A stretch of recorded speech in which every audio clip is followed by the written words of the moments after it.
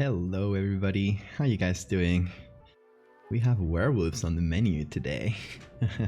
Been a minute since we worked on werewolves. Well, not actually that much. Doing the podcasts with Abs, we actually worked on a few things, including this thing you see here, which is obviously not drawn by myself. I'm not that talented. It was drawn by Abs, Abs J. Harding, who's incredible, and we're just gonna be adding some filters to that one and then work on a little statue. They are for two different parts of the Werewolf series. I'll be explaining as we go, because I feel like I always explain things very quickly into the stream and then people jump in later and I have to explain it twice. Like at the beginning. So I'll be explaining throughout. I think that's probably better. So hey everybody, lots of folks today, new folks. Hey everybody, hope you guys are doing well. Finally here at the beginning, yes.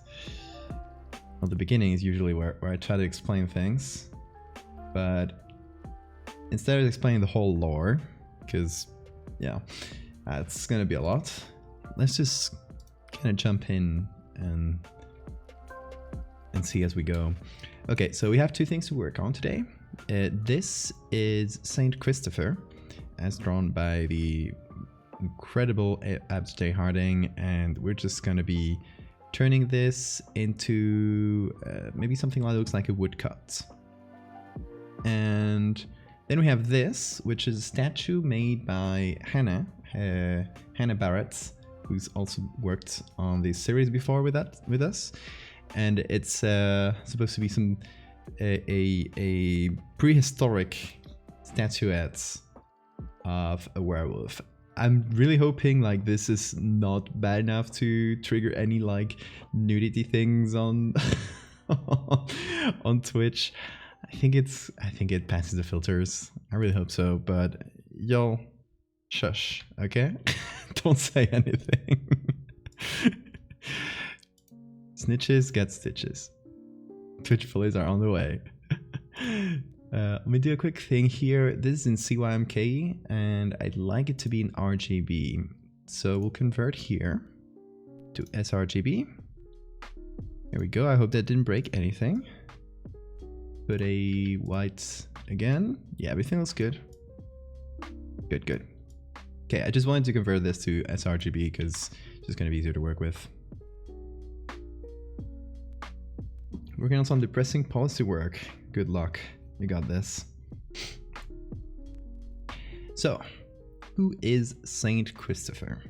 Saint Christopher is a quite important saint from both Catholic and Orthodox traditions. The funny thing is that in the Orthodox world, especially in the past, this saint was often represented with a wolf head, or more like a dog head, but it's very like, okay, let me show you guys. Jump into the browser. Saint Christopher, that means an H, as Kynocephalus. So, especially in Orthodox traditions, it was usually described as a dog-headed man. As you guys can see here, many representations like that. And not so much in modern ones, but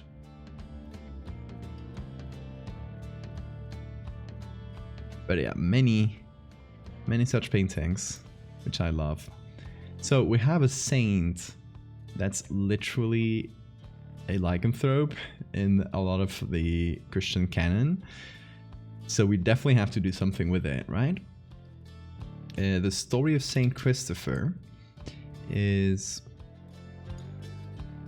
more in the Catholic tradition, where he's usually painted as a human, but usually a giant human in many cases. As you guys can see here, he's like holding a whole tree. Or here, you guys can see him crossing the river, literally like wading through it. And the story is that this I assume giant man, finds a child at the end of a river, and the child asks him, can we go can you let me, or put me on your shoulders and carry me through the river? He's like, yeah, sure. But as he goes, the child starts getting heavier and heavier and heavier. It turns out the child is Jesus, and he was like obviously carrying the whole weight of like that. I don't know, because of divinity reasons, Jesus was super weighed a lot and super heavy. So Saint Christopher manages to, despite everything, carry him through, and you know, because of this, becomes a saint. So he becomes the patron saint of travelers, as he's usually painted as some kind of pilgrim. So essentially this kind of thing is what we're representing here, but mixing those two legends of Saint Christopher as a kynocephalus, or dog-headed person, which in our world would be a lycanthrope, and the one of carrying Jesus on his shoulders, to create this. A furry, yes. Primordial furry.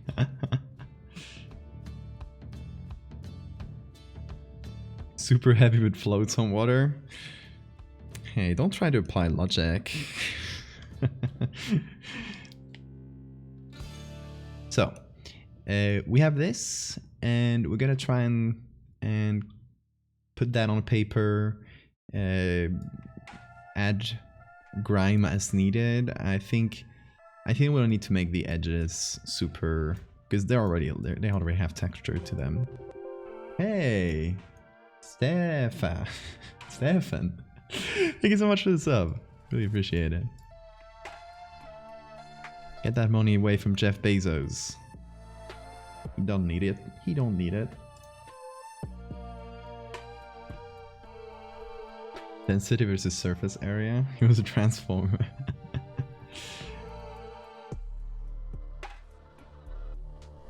So let me pull up some old paper textures.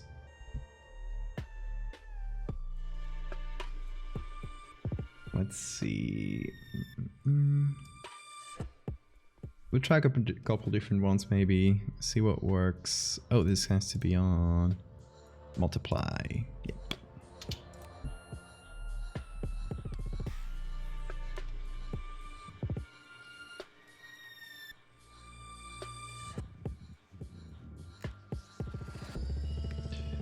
Okay. Well, that fits. That looks like it fits. What I would like to do is make this a bit smaller and maybe give it a square edge.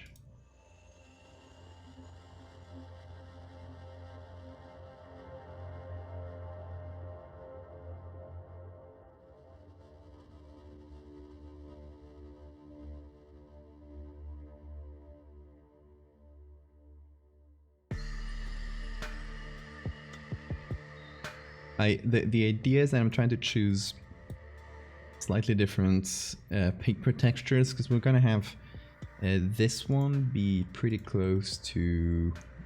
Let me just get the other one.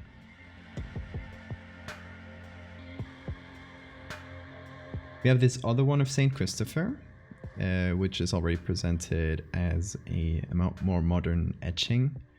So it's kind of representing the transition of this myth from older, more medieval roots to more modern ones. And the most important change here is how, you know, in the first one, Jesus is always on top, right? If whenever you see these images of Saint Christopher, Jesus is always on the shoulder, is always represented higher up than the saints, because you know, it's a religious thing, so you always gotta paint Jesus on top. It's like how things work. So in this one though, the lycanthrope is painted on top and Jesus is painted below. So this telling you of of how the myth evolves, and as time goes on, they start losing, or they start putting themselves before anything. The two drawings are amazing. I'm so glad that Abs decided to join us on this.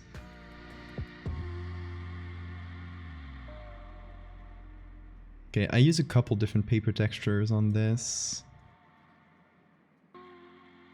One for the middle and one for the edge, and then I tried to match them.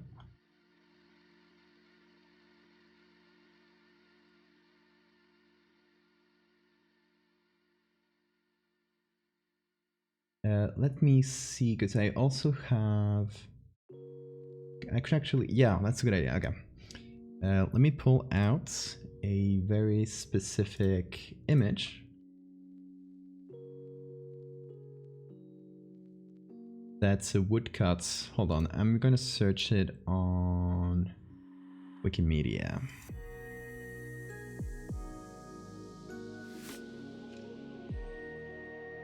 Or even here.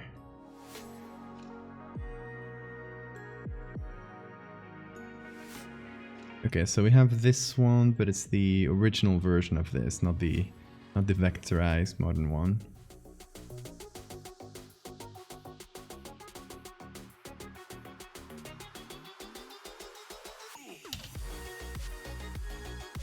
Yeah, we got some Minecraft music. Okay, there it is. That's the one. Don't know why it's in Spanish, but that's fine.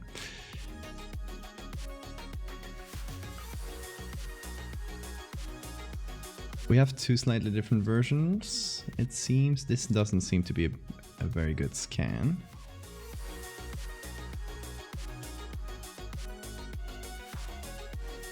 But what I'd like is something like this edge here.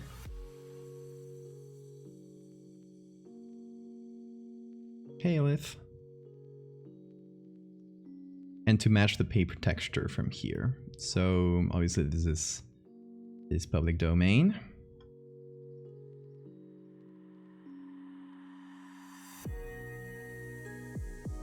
Oh, it's kind of small, unfortunately. Let me give it a quick look, see if there's anything bigger than this. Because I want to use it mostly for textures. So 500 pixel. No.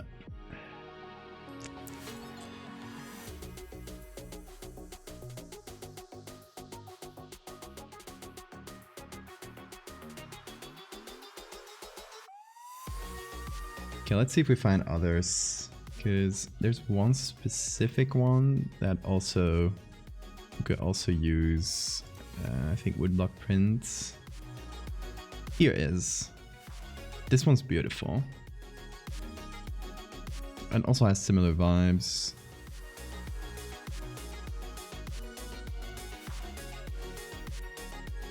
How big is this image? Downloads. Not the best, but it's a bit better than the other.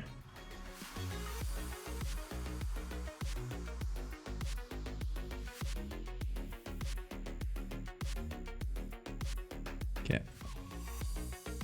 I think we can use either of them. They both have a similar woodblock type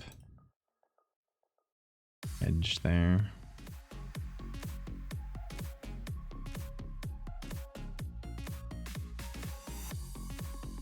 Okay. Oh, and also we also have this one, which I made in the same stream that this drawing was made. This is a medallion. Saint Christopher usually appears in silver medallions. Since he's the patron of travelers, they're usually carried by, you know, pilgrims, truck drivers.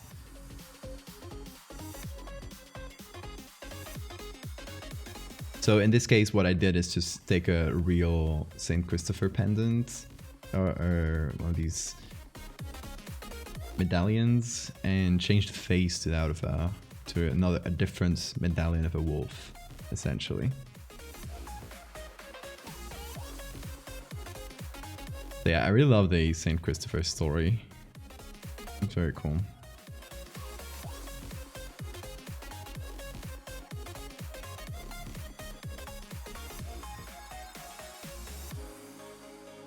Okay, let's see what we can use here. Oh, this one's it's a bit short. Seems like both are a bit short, but we can trick it. That's fine. We'll just do one of our little tricks. Because I don't want to have to cut parts of the drawing, obviously. That wouldn't be good. So I'm thinking of using this one. And let's put a roller here to set a parallel line, which we will try to match to align the paper.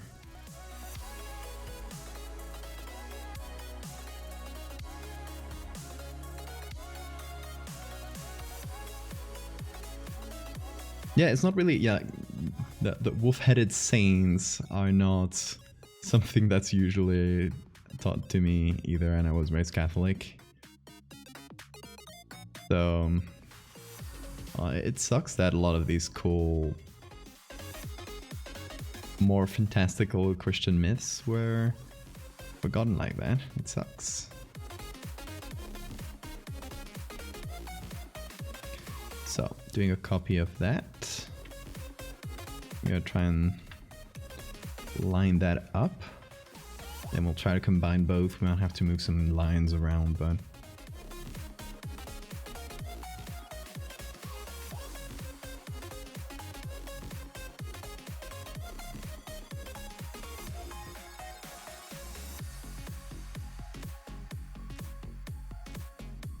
Okay.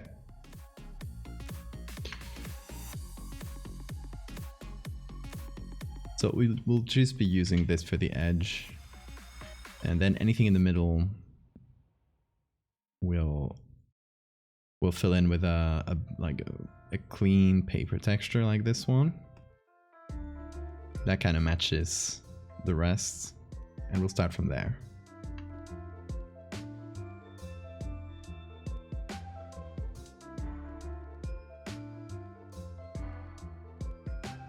Yeah, it's kind of sad that in a lot of Orthodox churches, apparently images of the saints with the dog head were painted over, and you have places where, because all those paintings I showed with the dog head were usually in the walls of churches, you know, so they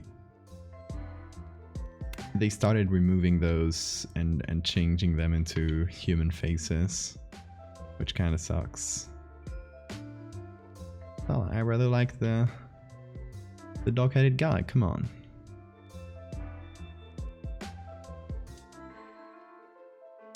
Okay, it goes against the edges in some places. There we go. So I'll just have to make up a cut there and then figure something out. So I'm basically here selecting what areas are gonna be covered by our base texture. And then we'll just put Abs's drawing on top.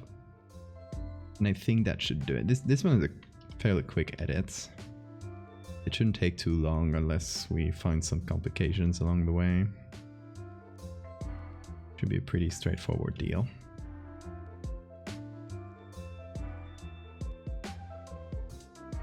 And it's that.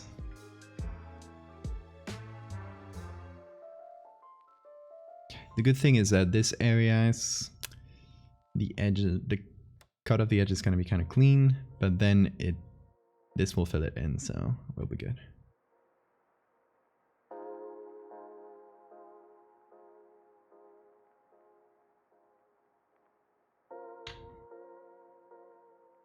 think since it was a more mythical saint or less believable saint, so they probably just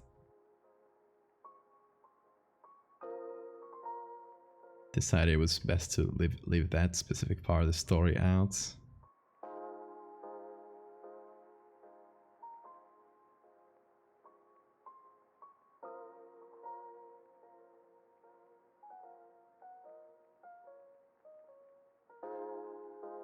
Let's try and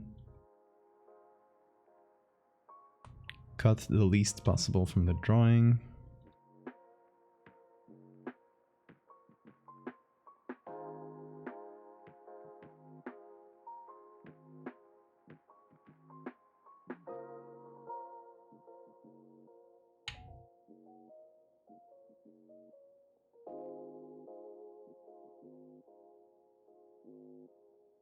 So we'll change the crop slightly.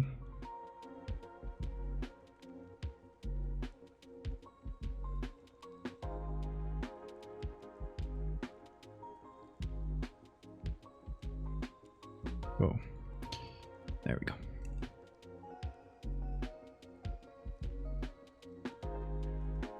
Hey, little Fane. I didn't draw this, by the way, in case for people who are joining in right now. I'm not that talented. All the props go to Abs, who drew all of this. Just here, cleaning things up. Hey, Simon X. Thank you so much for the raid. How are you guys doing? Welcome, everybody. We are making some weird history horror mix today. It's a weird one, so strap in. Skelly raid. How was the stream? Welcome, everybody. You guys love weird? Well, y'all are about to see, I guess. So this is something that takes place in a kind of an alternate universe where werewolves exist. They've existed all throughout history in secrets, and they have been, you know, eating folks in secrets since the dawn of time. The main story this all started with was one where we followed these like secret knights order, like a secret society of werewolves from the Roman times. So this is all Photoshop, by the way. It's the Roman times, and we did like engravings, an 18th century engraving, a statue, some photographs, some like artifacts and stuff, down to some more modern things. Thank you so much, Simon. So it started with that, and then we decided it is a collaborative project, and we decided to, instead of just focusing on this one organization, this one's by David Romero, who's amazing. Instead of focusing on this one organization, let's like explore this strange world a bit more. So we did things with, there's a pro of a Viking ship, for example. There's a medieval manuscript. It's some Da Vinci style sketches. Now the statue. The more modern found footage things. So we've explored pretty much all throughout history, many different styles, and this currently we're working on something representing the Saint Christopher, who's often depicted as having a dog head. And it's going to be like one of the main myths of this lycanthrope super Catholic society is like taking saints and kind of molding them into their mythos.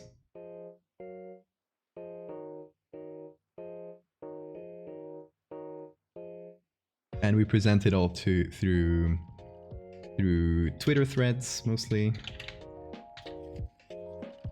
I think this, no, lycanthropes, I don't know, I don't recall exactly what.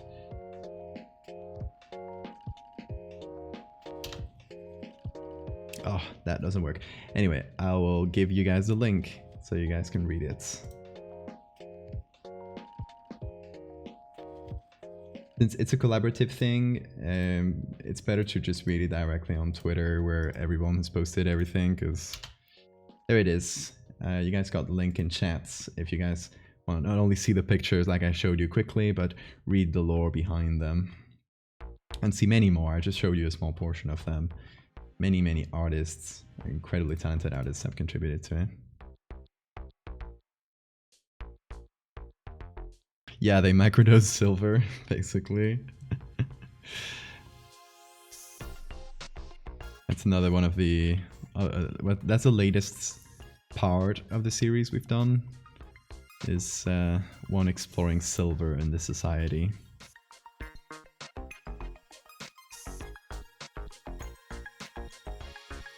And we have two separate parts that we're working on. Also, thanks for the save reminder, Chaos.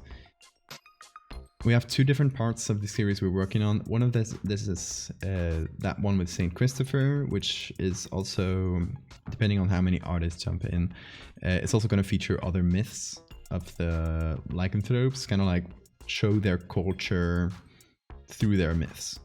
So one of them is Saint Christopher. We're going to have Lycaon, which is the most, like the oldest lycanthrope story. It's actually where the word lycanthrope comes from. It's a Greek legend, but we still don't have any art to show for that one. And then, in between this we're working on and the current, the last one, we're going to be posting one about ancient lycanthropes. So, prehistoric stuff to show how these lycanthropes came to be. Our story is that it's going to be a separate species of hominid that eventually just kind of interbred with modern humans, and that's why they're kind of among us. Let's see.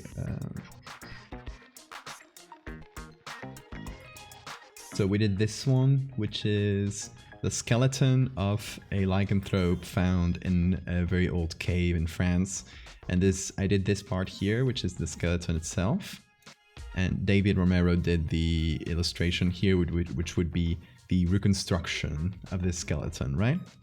Of this ancient werewolf, a bit more of a savage version and less like a modern wolf. And here, also within that same cave, or that whole ancient prehistoric lycanthrope story is going to happen within this one cave, and all the little things and trinkets that are found in the cave. At the very end of the cave, they find this pit, and it's kind of been ritualistically decorated and everything. So the pit leads down into the cave and down into a big pool, a bit of an underground pool.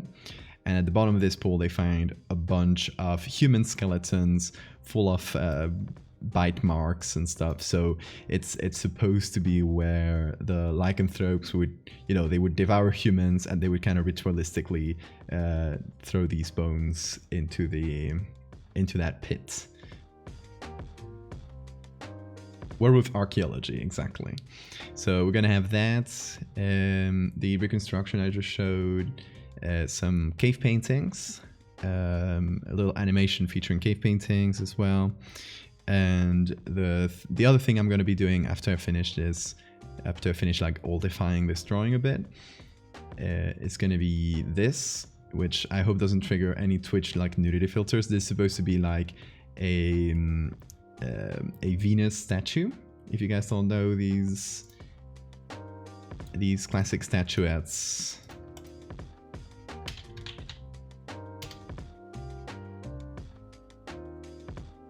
These ones here.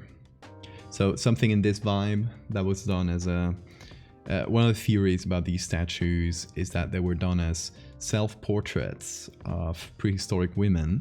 That's why they don't have a face, because the proportions are kind of, you know, exaggerated, and they actually match very well with the proportions of usually a pregnant woman looking down at her own body and like how she sees it. So that's why you have like large breasts and very small legs, for example, and why they have no face, because they can't see their own face to sculpt it. It's one of the theories behind these Venus statues. So this one was... the one I'm doing today was done by Hannah Barrett, who's also an incredibly talented artist who sculpted it in clay.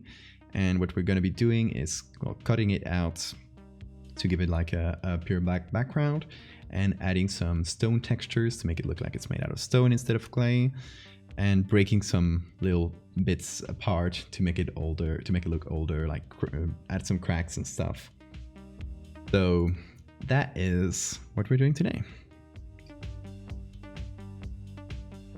There's no werewolf buried with their favorite stick or tennis ball. I love that.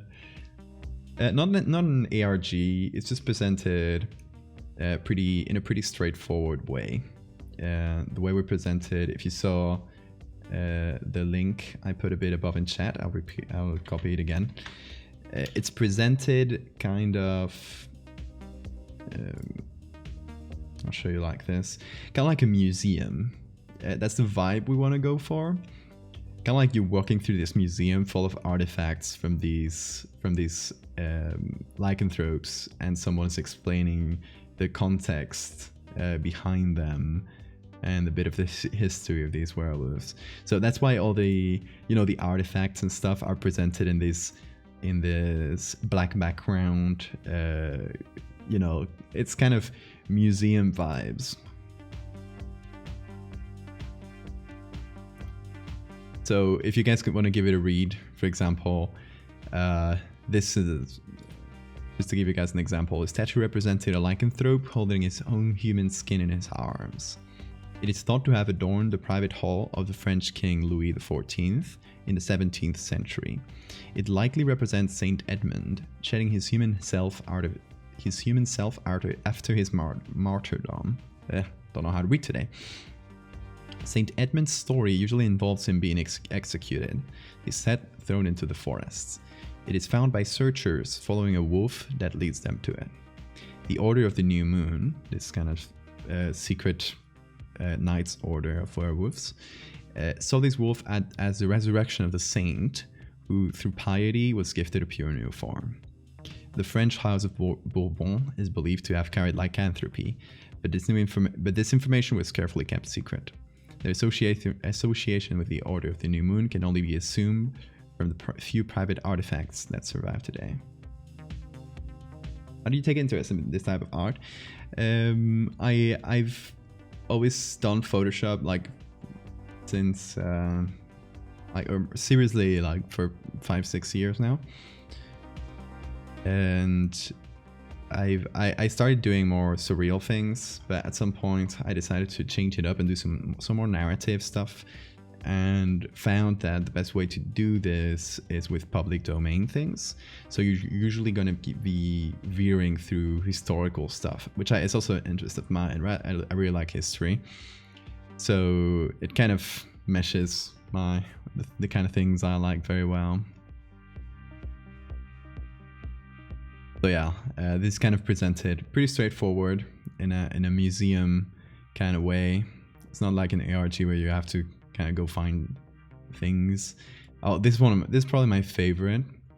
This I made in collaboration with Saint's Art, which is incredibly talented, and did the face model for the 3D model with this part of the face here, which I mixed in with a real armor and added silver and stuff to tell this story. This is a 16th century armor made for a lycanthrope of the Order of the New Moon, torn by claw marks. It bears silver ornaments, lycanthropes were no strangers to hunting their kind. According to noble families, rogue lycans brought shame to their kin, threatening to destroy their secret. So this would imply that, yeah, they've been out hunting their own kind, and this one probably got quite injured by a rogue lycanthrope.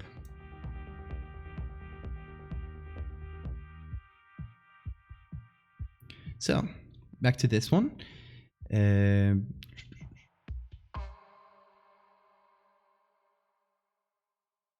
Just gonna fix in the edges here so they don't go over the base edge we're using.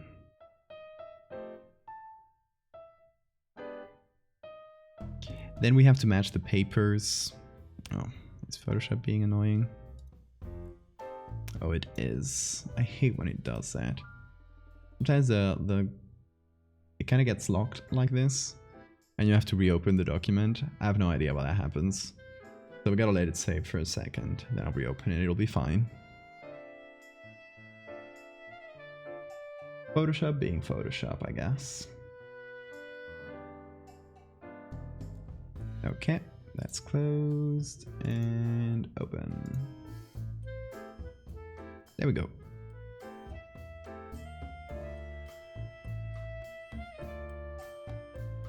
Where were we then? Oh yeah, seeing if every edge matches and doesn't go over. Okay, that looks good, I think. Perfect.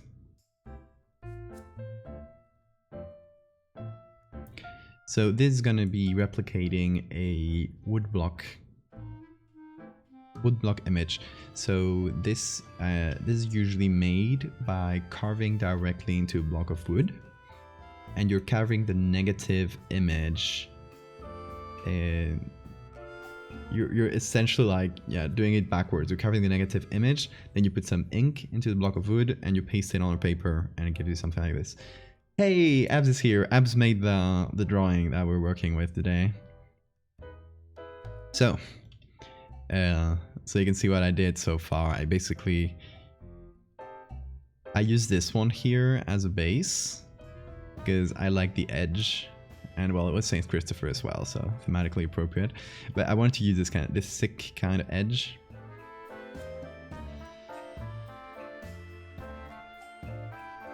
So I combined them like this. Oh, there's another one I wanted to use but didn't end up doing.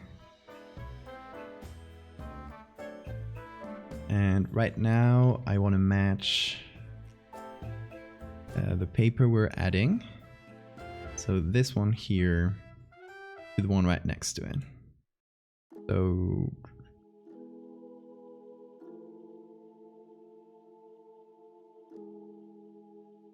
maybe a little bit more saturation. I think in terms of brightness is kind of okay.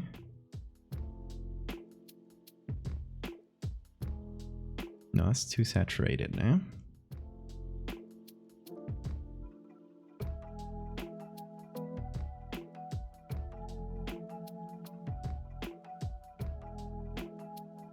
It's like pretty close to there. Hey, thank you for the bits. Do you have a favorite werewolf from movies? I love. So the text to speech for you guys, for the new folks, is in Spanish. That's why it pronounces everything wrong, and that's funny. Favorite werewolf from movies? Let me think. So you know, one I really like, and I think should make a comeback, is the classic Wolfman depictions, which is, you know, less of a regular werewolf and more of just, you know, it doesn't have a snout or anything. I like it a lot.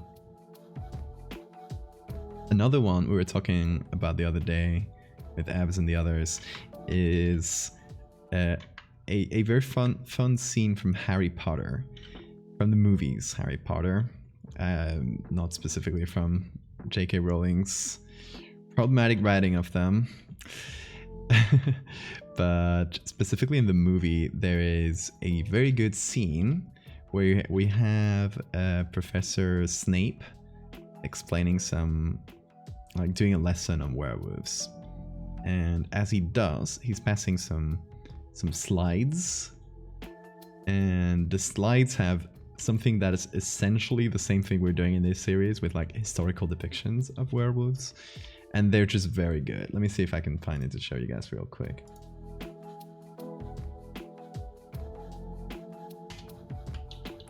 Let's see, Snape, werewolf class. Okay.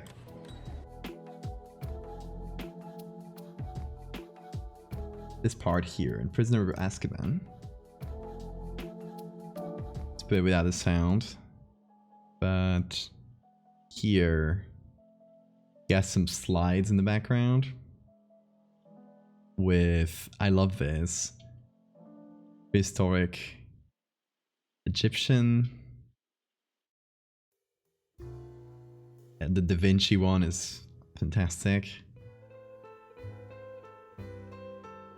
The Greek one, so good. Here it's okay. Let's see. I think we can see it better in the next scene. This one here is kind of cut off, and that makes me angry because I wanted to see the whole thing. But it seems like an Indian depiction.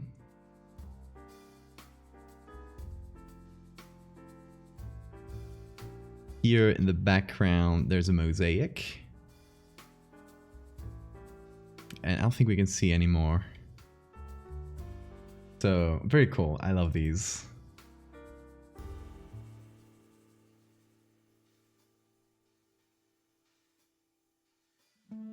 So, as usual, everything has been done. But why not do it again?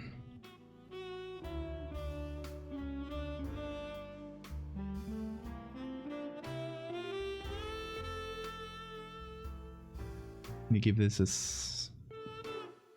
slight blur there.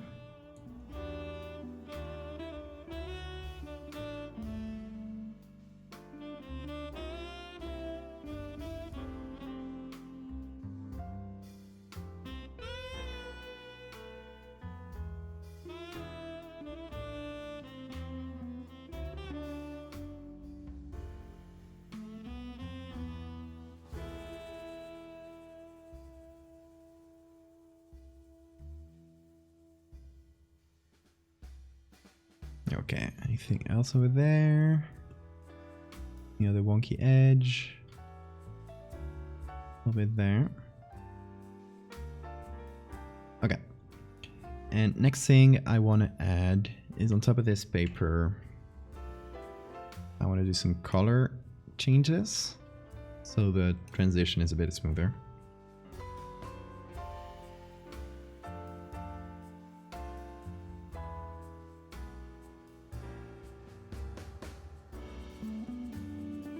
I think I'll brighten some areas a bit as well, just manually.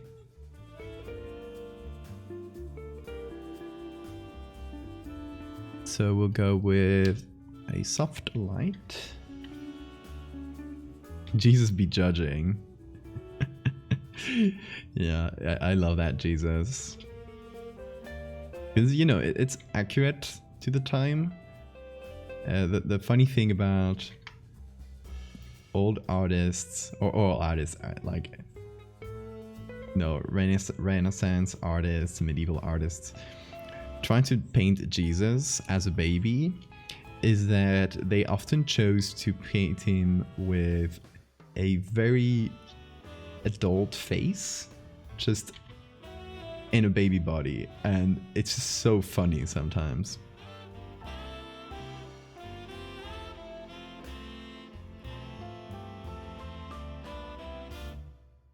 Yeah, it's only missing the beard. Okay, I think in terms of the paper, that's more or less settled. Like, it doesn't look too harsh of a transition from this to this, and it'll look even better once we add our own noise. What I would like to try, with your permission, Abs, is to maybe multiply this especially in some areas, to add some line thickness for a more woodblock feel, especially in the background. I feel like, which has much thinner lines.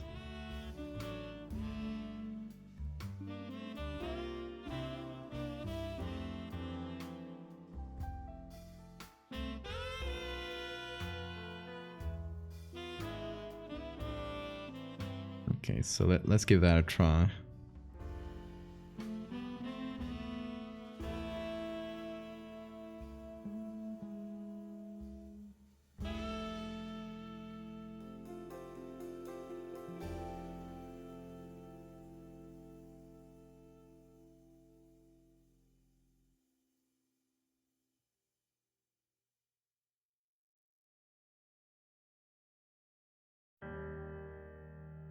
Yeah, I guess they used the models they could.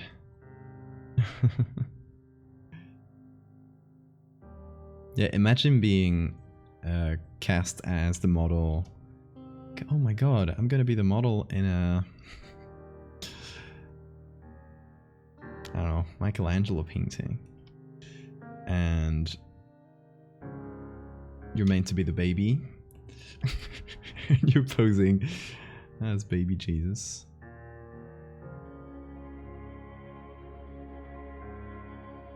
And then you go see the painting with your mom, and your mom was like, so what character are you?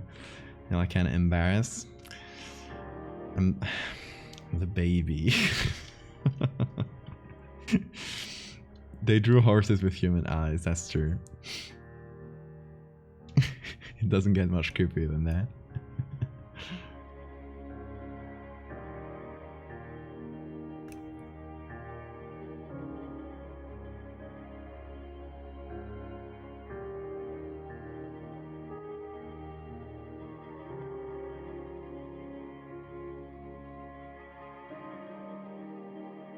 Okay, let's reduce the opacity a bit.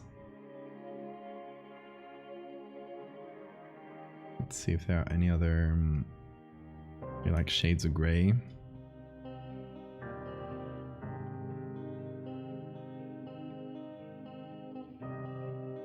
Artists trying to draw cats are extremely funny.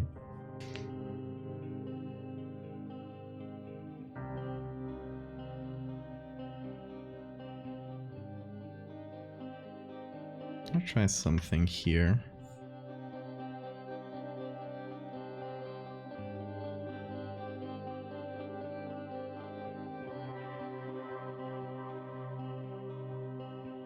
No, that doesn't work.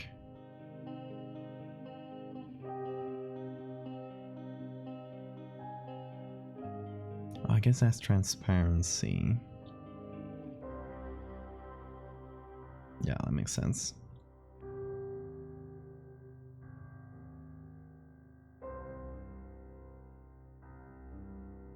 I'll also have to make some of the semi-transparent areas look less transparent, because like you only get black or whites with wood blocks.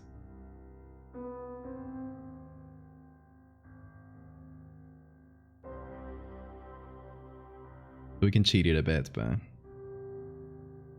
the clearer ones I'll bring back, I think.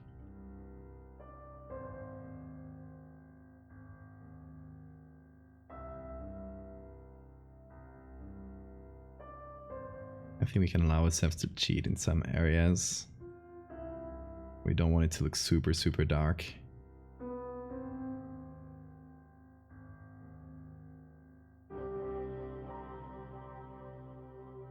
Calling dogs and they get mistaken for horses. I have had that happen to me.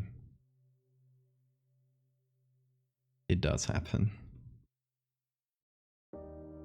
That said, I'm not very talented. Not very talented at the drawing thing, the drawing part of it.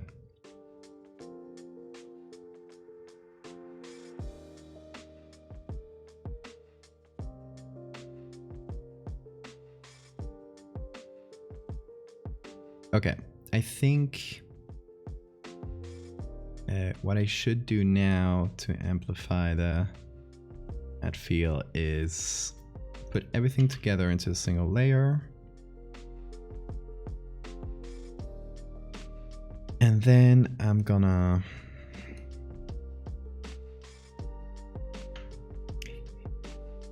it's gonna make sense, don't worry.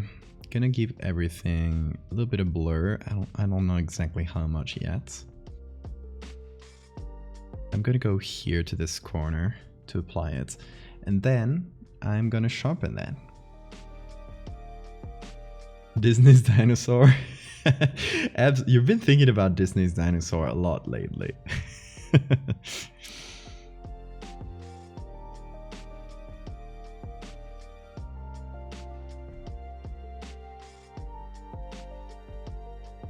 So what I want here, by changing the radius and stuff,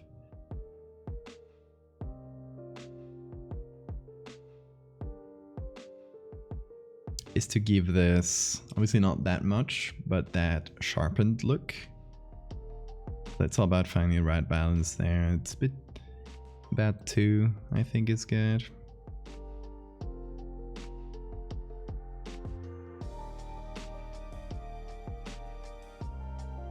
Make it a little less, a bit less strong. And the edges are not going to look hyper sharpened because they were not meant. They were already sharpened like that because that's the kind of image I chose. So I'm going to just remove that from all the edges. Or I'm going to do that in a smart way. Hold on.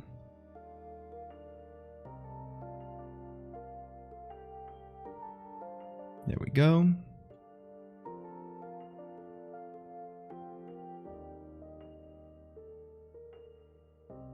So the idea is to give it, hold on, this vibe. You see how sharpened that is? I think it might be a bit too much, but you get the idea. Let's reduce a little bit.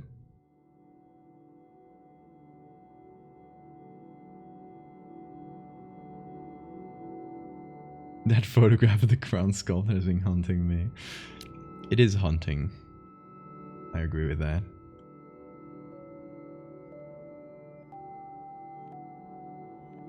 Barbie as the island princess had a nightmare elephant with bright blue human eyes. That's a very specific take, and I've never seen that elephant. Do we have a picture of it? Complete with long lashes and eyeshadow. I would kind of love to see that. Also, Noir, thank you for the follow. And everyone who followed before they're in the raid. I was so preoccupied with explaining the whole backstory of this that I forgot to thank folks. Wordy Dirt, Cookie, Valcora, Pebbleson. Thank you guys. You guys are great.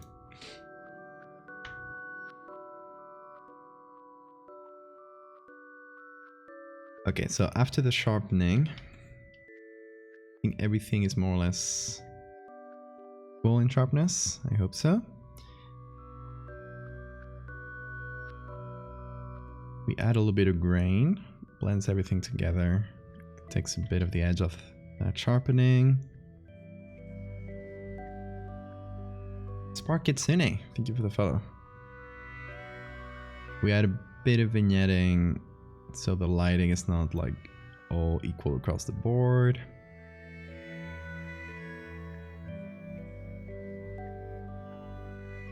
And then since we've lost, you know, the original drawing was done against pure white, so we've lost a bit of that contrast against the background. So I want to bring a little bit of that back, increasing the exposure a touch and the contrast to a place where it still looks like paper, but it hopefully reads better against it.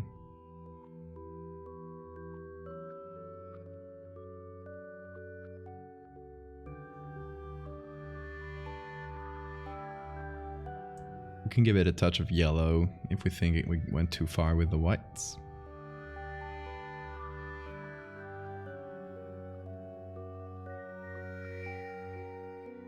There you go. Oh my god, hold on. I think everyone probably needs to see this. Oh no. Extremely human eyes. That's very creepy. Thank you for sharing.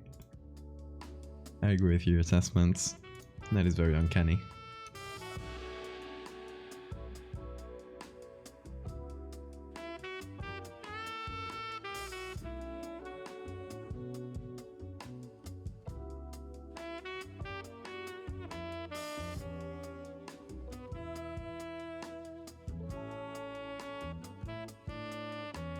So there we go. Everything's a bit more readable now, I hope. Especially in the subjects.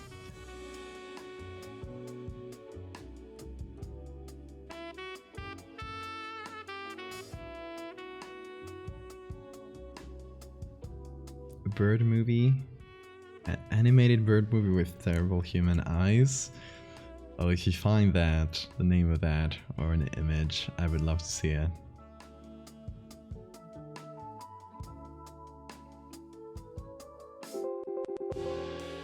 Hey, Scarelab, welcome in. Thank you for the raid. How was your stream? We were making a strange blend of werewolves and history.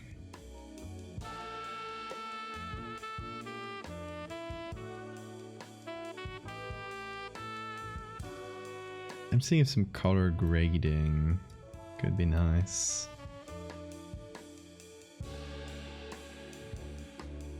Maybe very, very subtle.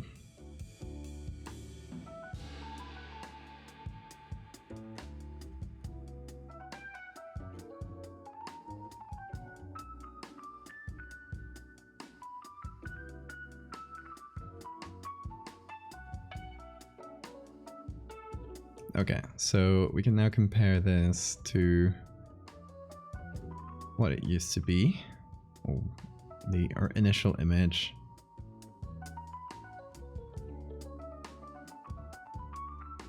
Delete layer mask. So this was our original digital drawing, and we turned it without breaking it too much. We turned it into this. So there we go. That's a quick one, but it's good now, and we got to see the Abs's beautiful drawing for a little bit more longer.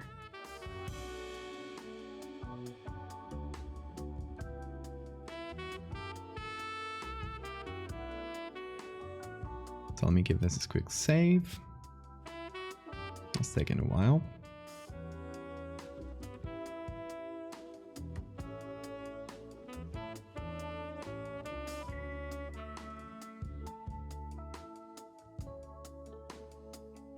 And now we're going to work on the statue I mentioned before. We have a few different pictures, so we'll see which one we use. Okay, and once that saves... Oh, come on. 99%. That's annoying.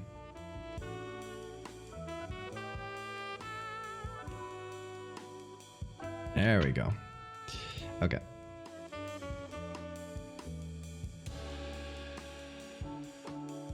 Oh, it's a 16-bit image. I'll have to probably... maybe that's why it took so long to save. I'll probably have to export it as RGB.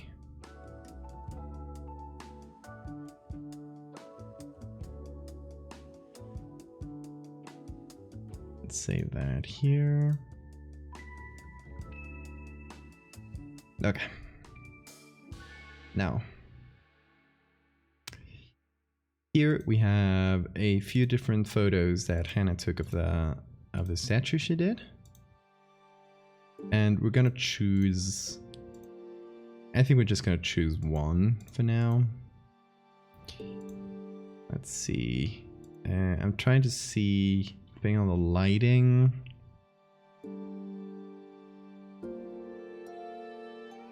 I cannot... What's that? Could not build a preview because of program error. What? I don't know. Hollow Knight music, of course, of course. I usually get to never say stuff in streams, but I gotta say this project is one of my favorites. Thank you. Thank you so much, Mark.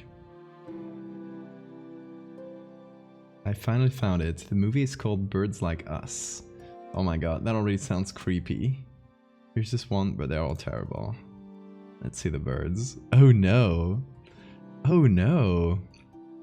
Oh, that's a fully human iris. Oh my god, they photoshopped a regular human iris here. Like, they just straight up took this from a photo and just put it on there. Extremely, like, this is wrong. This is somehow in my heart of hearts, I know this is wrong.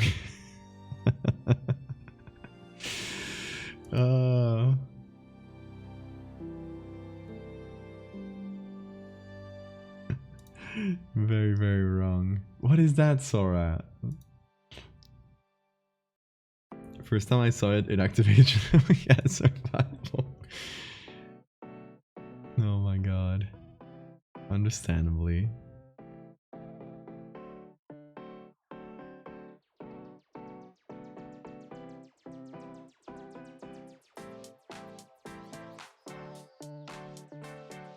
Okay, so I'd like to take one of the pictures that has the whole body. So either this one.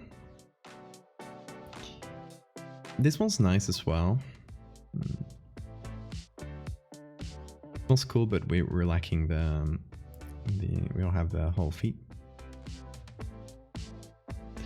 So since we're going for museum piece, it has to be taken a pretty straightforward angle. So either of these two.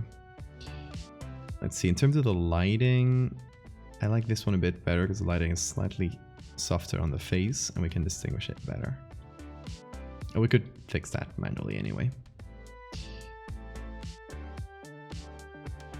So let's go with this one, I think.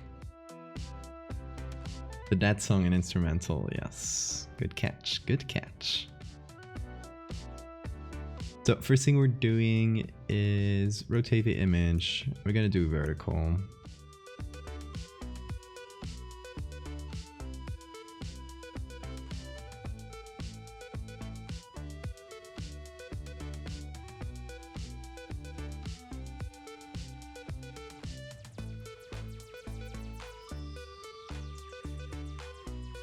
Let's make females from non-human species. I told them though. I hate when they do that.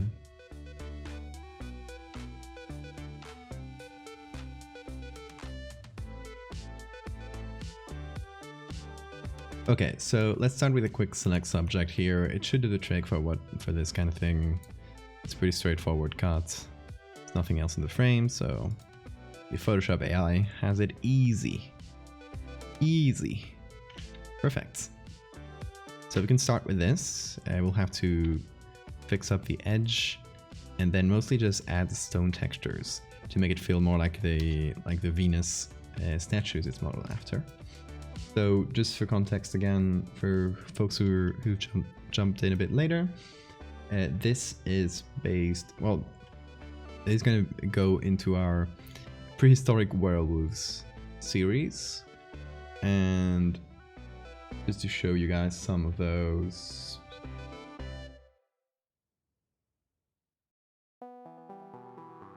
This, for example, one of those that's going to be in the series.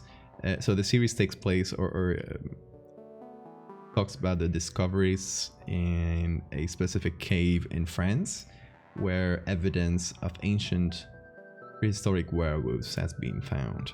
So this would be one of the skeletons found in there, and on the left and on the side a reconstruction of that same skeleton made by David Romero, which is fantastic as well.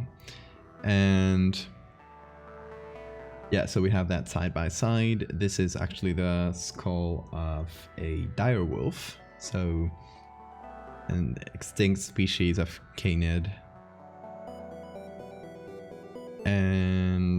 And yeah, some monkey and human parts to boot. So we use that, And then we'll have cave paintings from that same cave.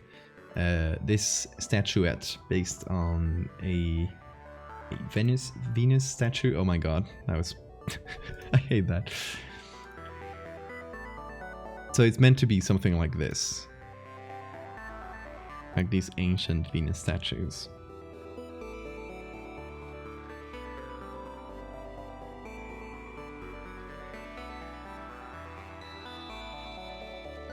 So let me actually copy this image here because it's gonna be our model.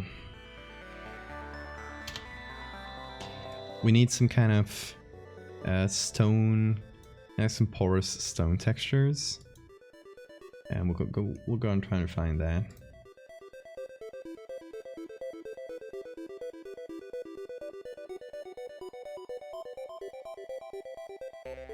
Let's see, let's go to Texture Labs, because I think they should have some, yeah, stone ones. Let's see what they got here, because they usually got some good stuff.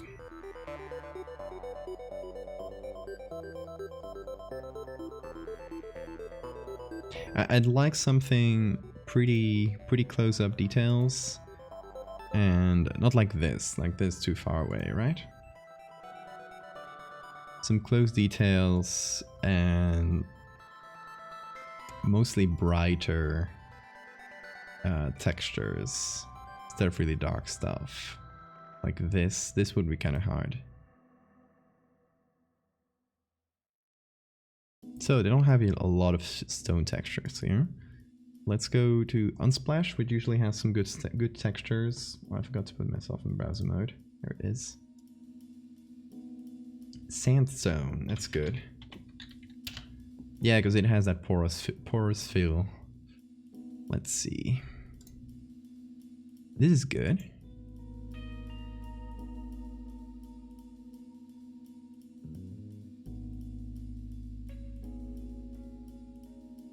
Let's specify texture. There we go.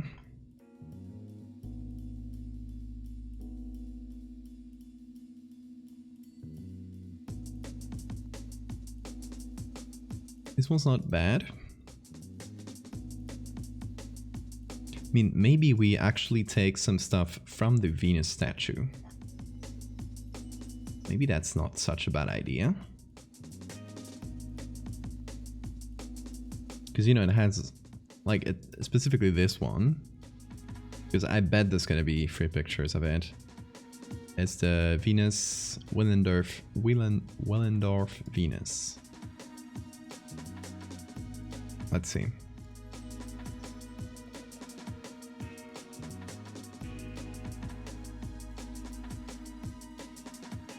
Have to join a Zoom meeting on intellectual freedom in public libraries. Is one depressing at all. Okay, Maxel, good luck with that.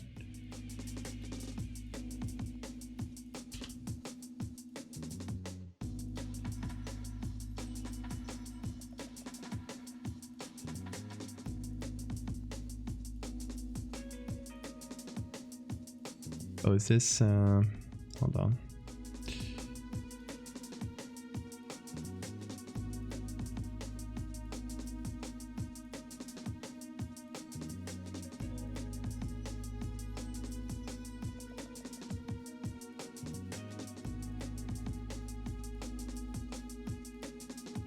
Let's see if we can find it here in the museum itself. See if there are any, many other pictures. I don't know how to. Hold on, this could be in English. Aha, that's better. Okay.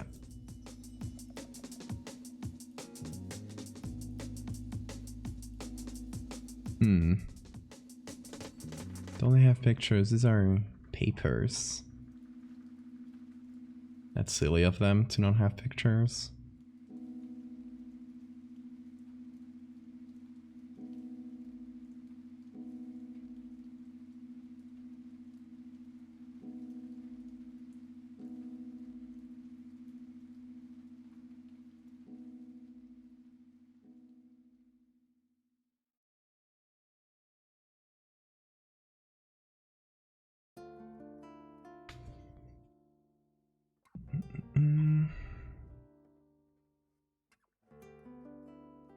Oh, let's see what it's made of.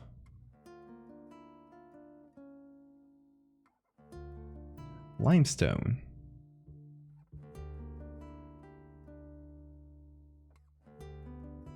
Oh, there we go. Made out of limestone. Let's see if we can find limestone.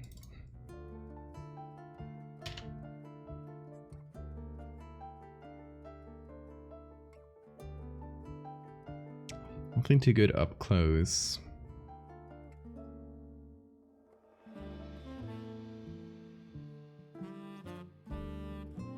Okay, let's look in Wikimedia Commons here. Here.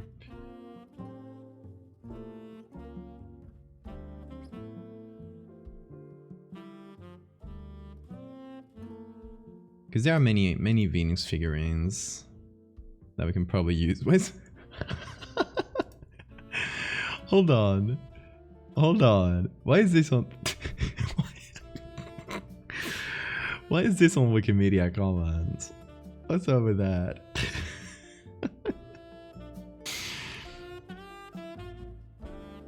Feature film. There we go. Incredible. I don't know, Sarah. I don't know either.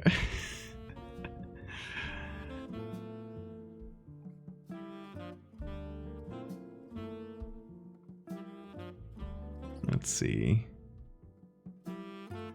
Look at this one. Is it just very small? It's tiny. Okay, so usable stuff. I only have this.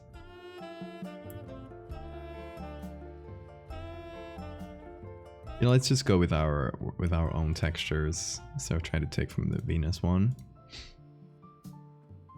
Okay, let's see what the ones we got. What we can do. And we'll try to get more as we go.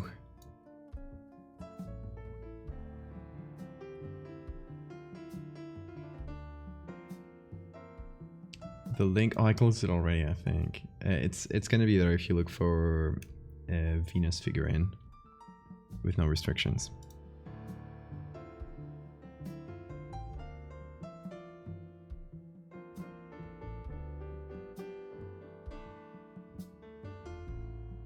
It's mostly just porous.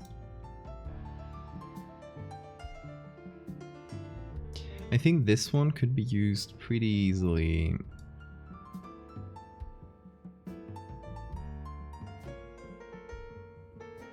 With an overlay.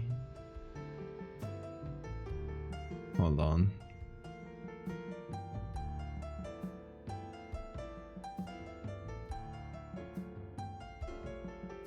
An overlay and a high pass might give it a little bit of that pitting texture.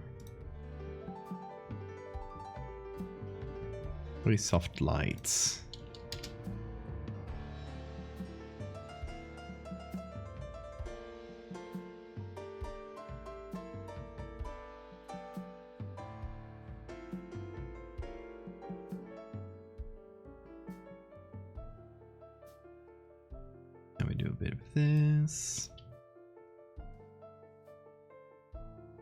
Let's see, in terms of color, it has a bit of an orange tone. This image has some blues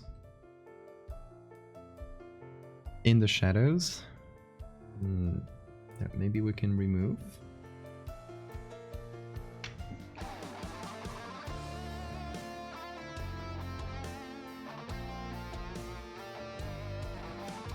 So anything from blue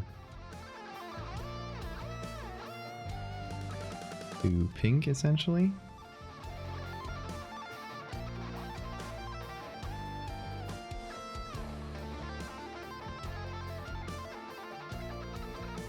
Meep, thank you for the follow.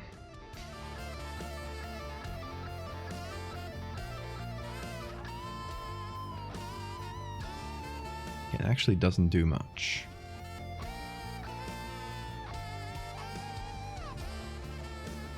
What I could do is a color layer and go from some of these warmer tones in the shadows, like that.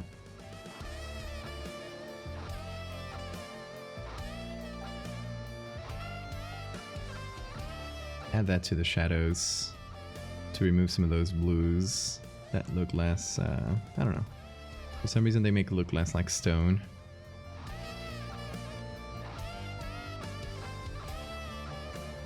This artifact was exhumed, and by exhumed I mean created by Hannah Barrett, who is a very talented artist and multifaceted. I didn't even know she did sculpture before. Before she did this. Okay, hold on.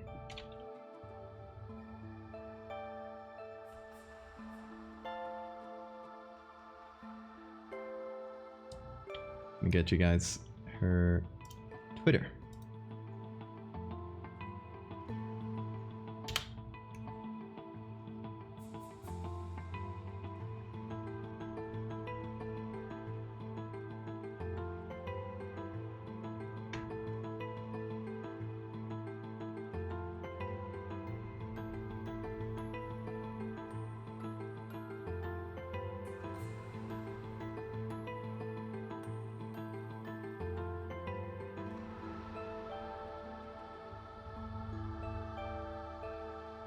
Let's go to hue saturation.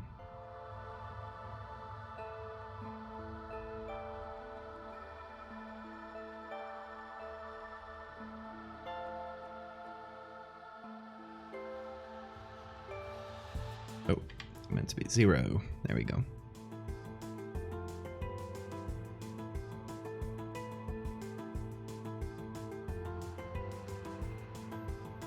Yeah, it was made by Hannah Barrett, but it's in the fiction of the story. It was discovered in a cave in France.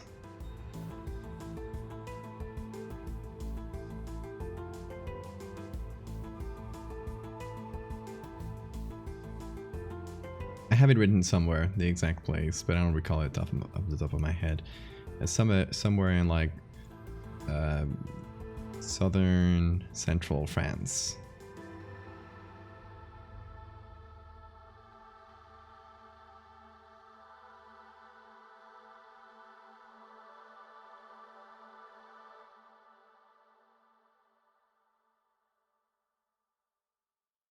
So this layer is meant to give it a bit of that pitting texture. Let's see this one. This one actually has like a ton of very small pits. Let's see if we can do something with them. Let's put that directly without the other one as high pass.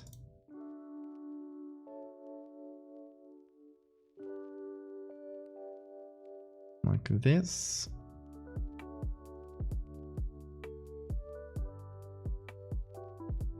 Pretty much, yeah, from the same era as the other Venus statues, which would be fairly modern. The idea is that this cave would have been used for a long time, so it has artifacts from different eras of the Paleolithic.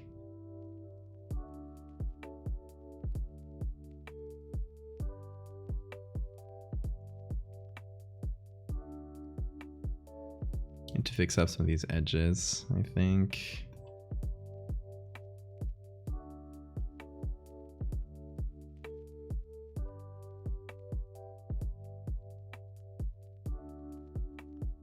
Maybe a touch of feathering would help.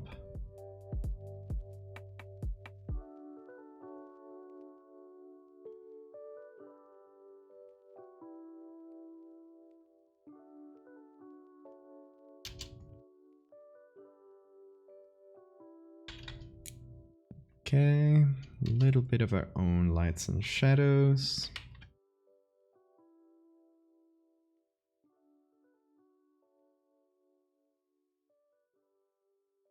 Now, one of the important things I wanted to do with this was to break it in some places. So mostly the areas that stick out, which would be more prone to deteriorating and breaking over millennia. So I'm thinking one of the legs, or perhaps both of the legs at different points, and maybe part of the arm, like this part here. It's more towards the outside. It's a bit more floaty in there. So I'm thinking,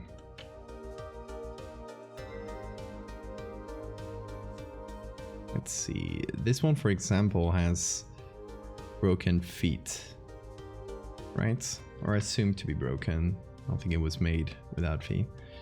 So the idea is that it's not a clean, sharp break. It's more like this. It's a break that's been softened over centuries, or millennia more.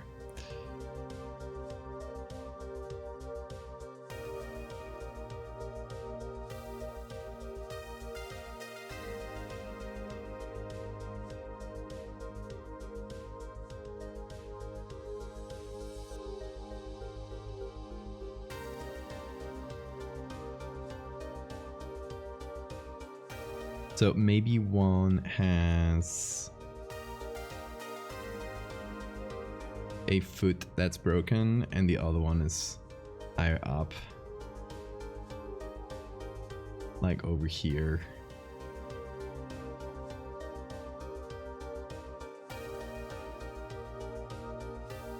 And maybe the ear as well, because it's quite pointy. It would make sense that over millennia that would have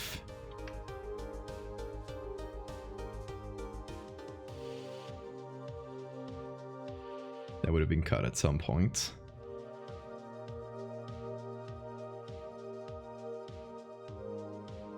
And how about this part? Something like this.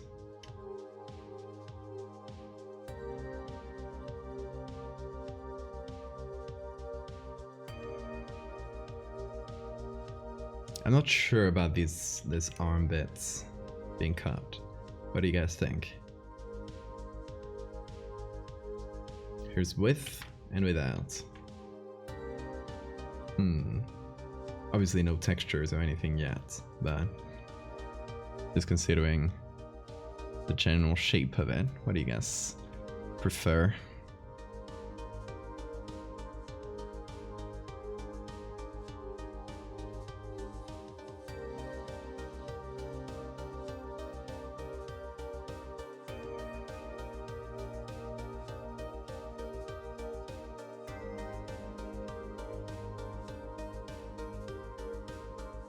Like without?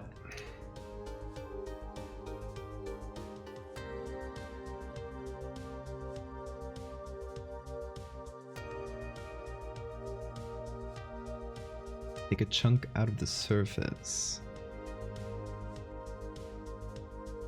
Oh, you mean like in general, not in the...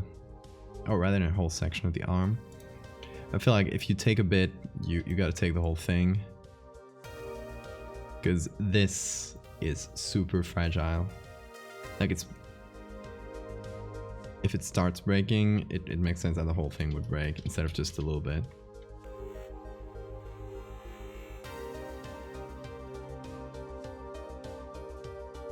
But just the area that's separated like this would break. So it would initially be a break like this. And then it would just kind of get filed over the years. You know, the sharp edges get eroded until you get something like this. I assume. That's just me doing assumptions.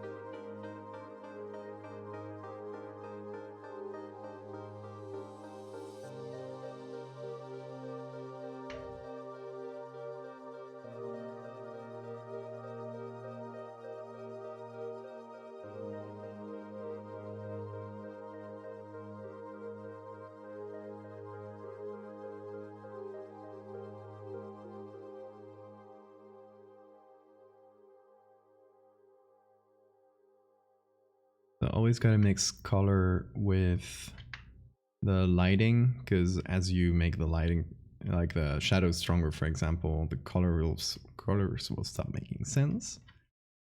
So you always gotta fix that. Then I got strange patches of color all around.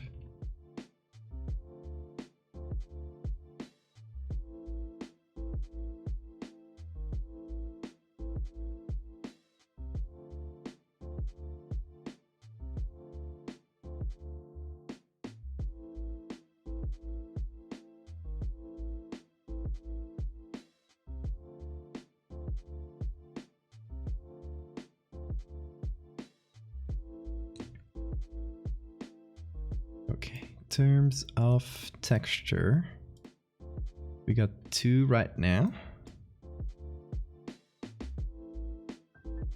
I still feel like it needs stronger textures like this one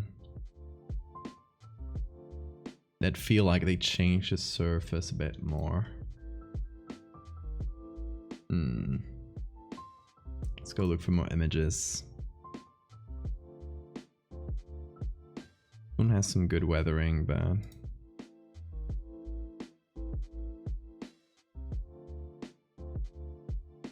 let's see, because limestone didn't give me that much good stuff. With statuettes,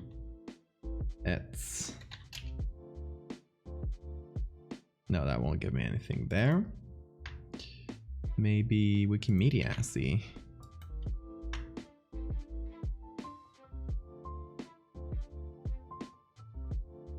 Let's see.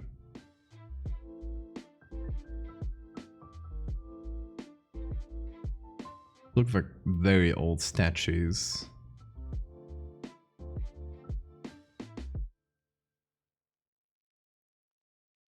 Let's see, maybe limestone?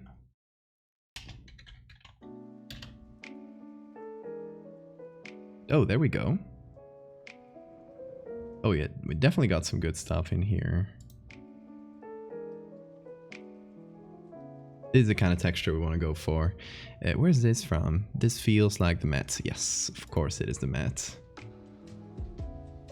The Met Museum in New York has an amazing photography team. And all their images are public domain. Let's see if they have Venus statue at, oh, there we go. Not there, but maybe limestone statuette.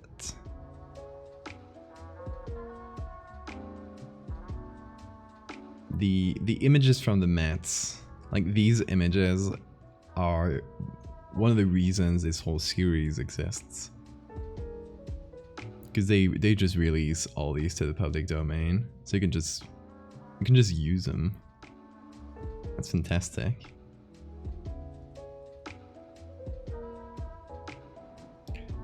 See, I love this. It has some clearly broken parts. Let's give that a download. I think we can use some of these in the arm, for example.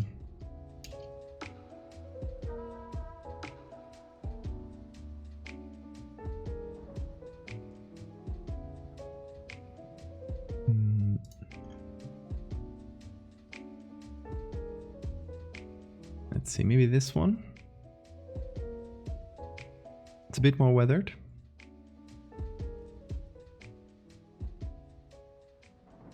Also, I've been to the Met recently because I was in New York, and they have so many things. Like, you could get lost there for days. They literally have an entire Egyptian temple that they just brought over to America piece by piece and then reconstructed inside the Met, which is just an insane thing. Like, they straight up stole a temple. Not an artifact, a temple. it was a gift apparently from the Egyptian government, so it's not like stolen. This one might be good. As usual, the Met comes in with a clutch.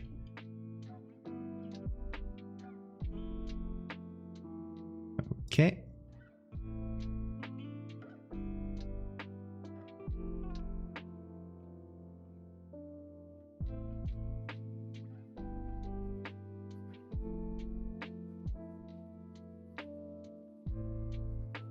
Oh, the Mets. Not that Met.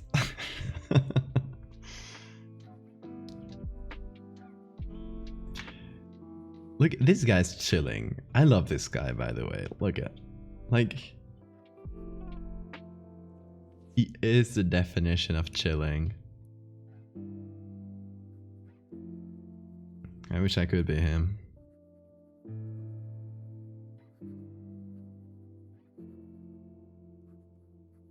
So let's see. Let's use it as a texture now.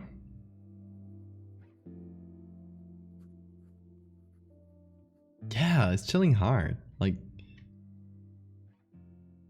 inspiringly so. Oh, this is perfect. Okay, so we'll do like we did for the other stone textures and apply this with a high pass. So you only get like the little pits. Perfect. The direction of the light should also make sense, I hope. And now,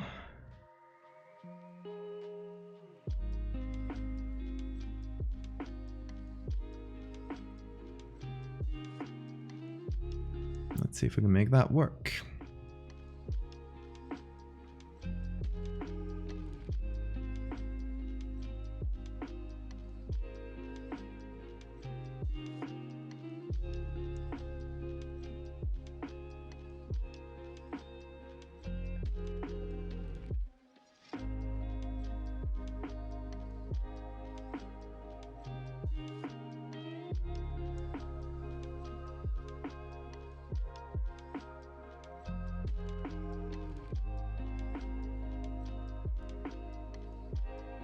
Does that work?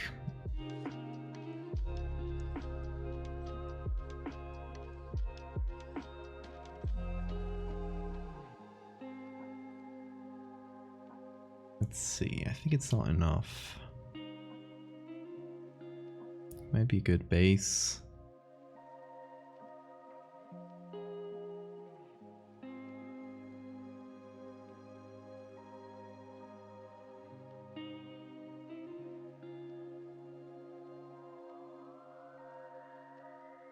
But we might need more without the high pass.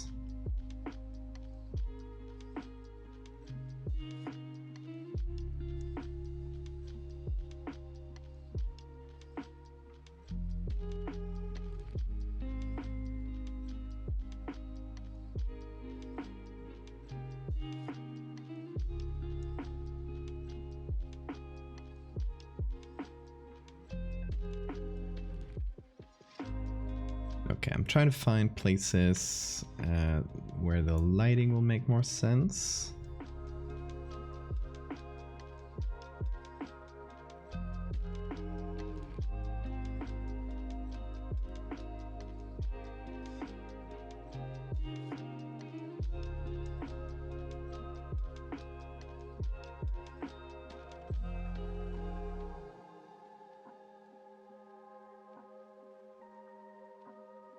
Okay, if we turn this around, put it like so, we can, God, Photoshop, don't be annoying, please. Thank you.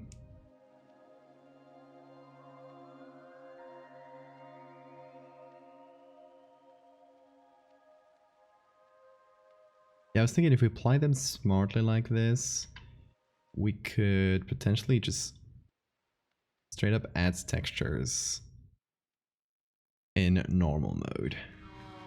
That would require us to decrease the saturation until they match. Then maybe re-adding some colors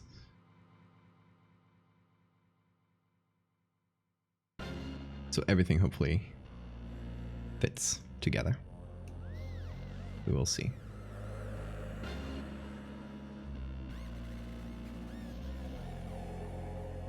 Maybe something's wrong.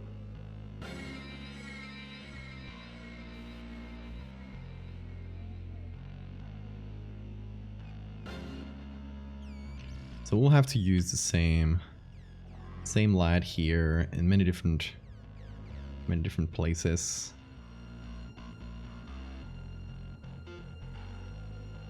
Maybe we'll use the different land as well.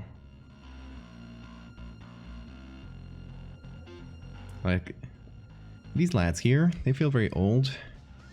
Has some good broken texture all around.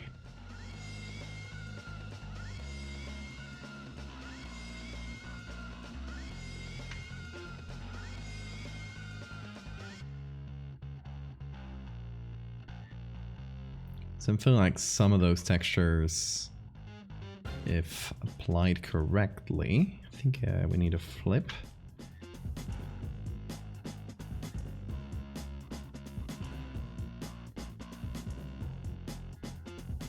Could work as puzzle pieces of sorts that we can add to different areas. Like so. While trying to respect the original lighting, of course. Then what we can take is the soft light and add that on top, so it reinforces the lighting we have, hopefully. But yeah, I think this is probably the best approach to texture we can do in this. It's a bit complicated, it'll take some time, but the results should hopefully speak for themselves.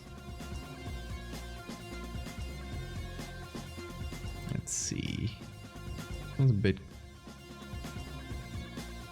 too complicated to get simple textures like for the legs. Let's try the chilling guy again. Just has some very soft textures by virtue of being chilling so hard, of course.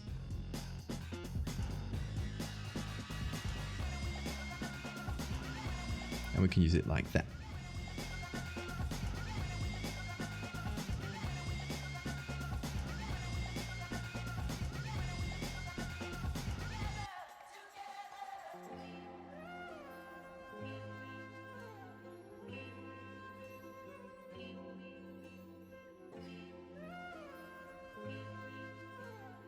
There we go.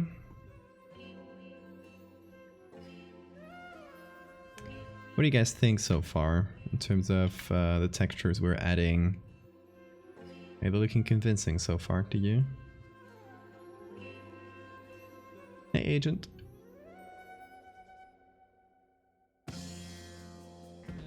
And ignore the broken parts, because we'll add specific textures to just those parts later.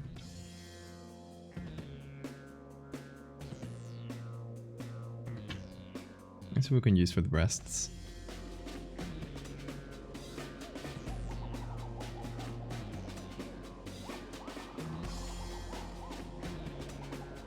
Looks like clay? Well, it's supposed to look like limestone, so... And we're doing the best of jobs. No, it is clay originally. Like this top part. This we're adding here is limestone.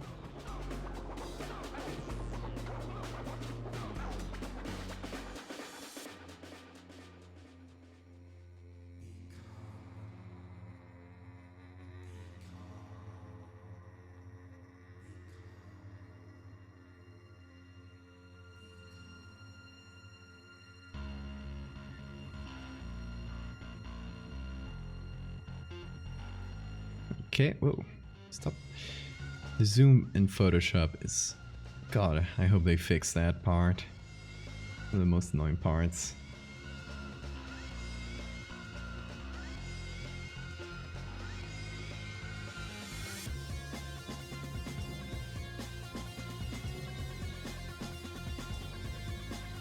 No, it's only supposed to be a statuette. The inspiration is these ones, Venus statues.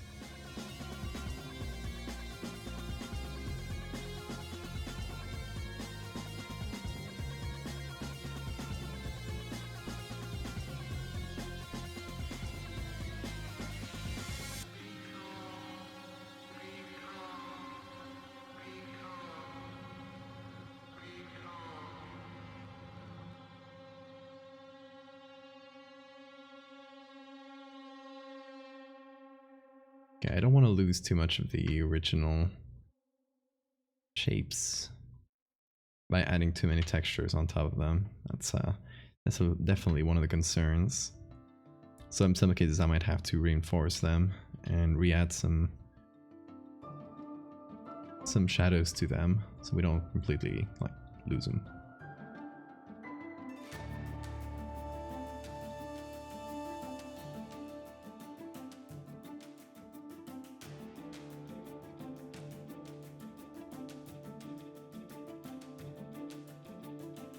So like this, bit by bit, piece by piece. Can do that. By the way, I never saved this. Now I have. It might need to be a PSB actually. Because we're adding a bunch of textures. Okay, let's see what we can use for the arm. Yeah, it is a PSB.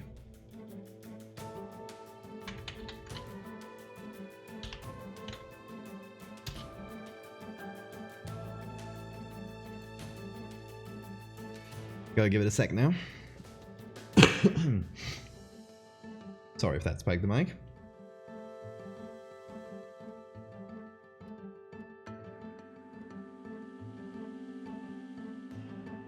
Okay, that seems to be done.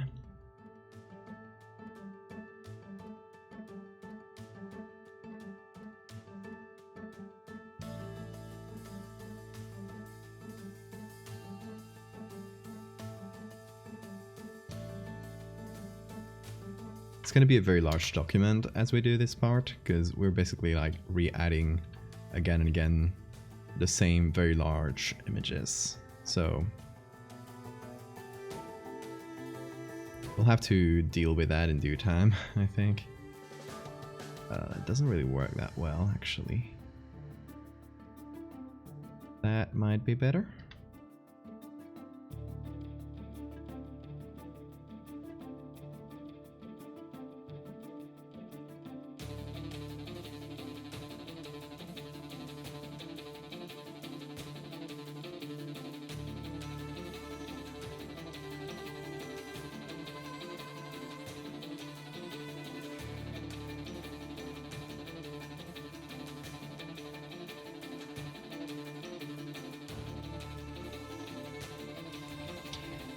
Now something for the hand.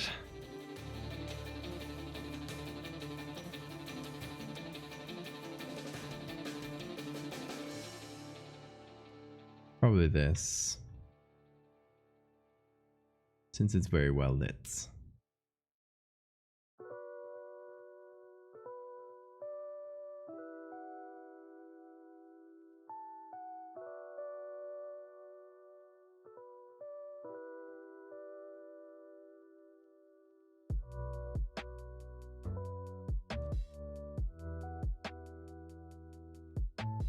Let's emphasize the fingers.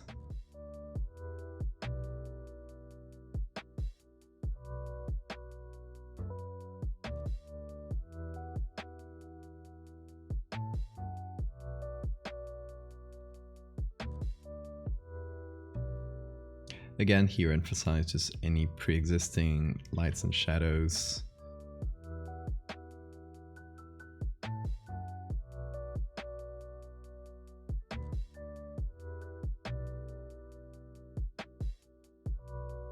I think we might need something else for the arm, and then something else for the face, and we're probably good. This area already has some texture because Hannah already carved some into it. So we might not need as much, or we might risk like covering too much if we do add our own.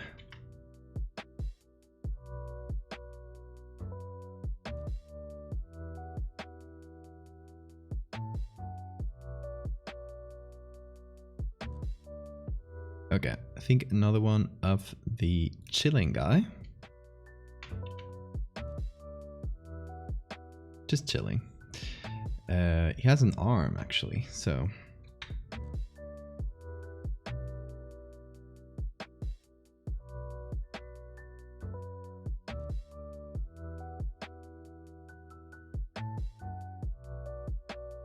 Oh, actually the arm might not be the best thing to use because it's curved in a strange way. It's going to be annoying to use. I mean, what I could do is puppet war pits.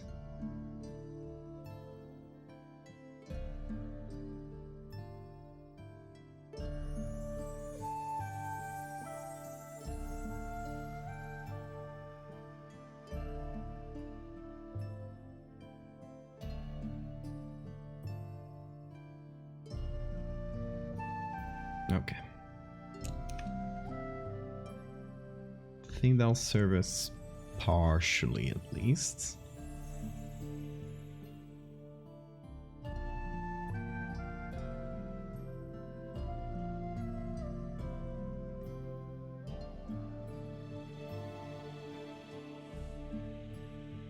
You know what I could do?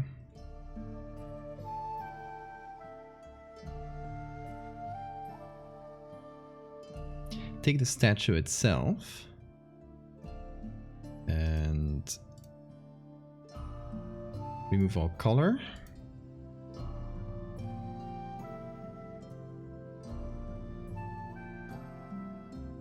And re-add that on top of things, so it will give it its own lighting.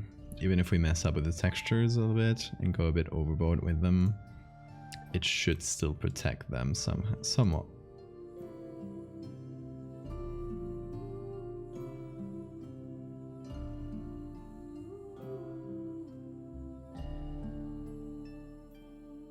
So we can go slightly crazier with them, I think.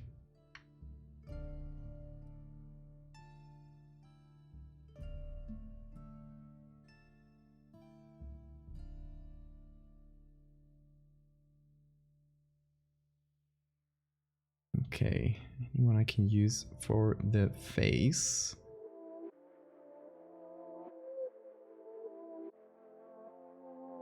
Not entirely.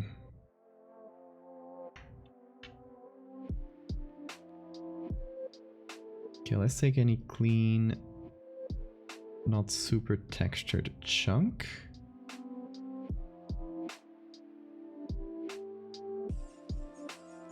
If we can find one. Could be a harder job than I expected. I'm trying to find a clean chunk to use for the face. Let's use our other picture. AKA chilling guy.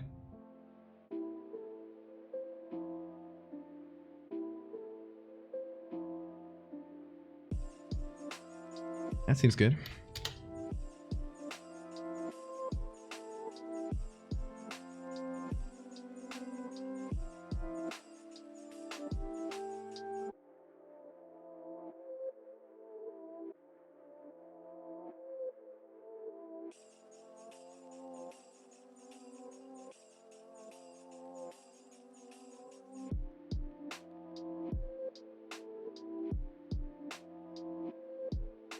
Okay, it's not much, but it should help in terms of texture.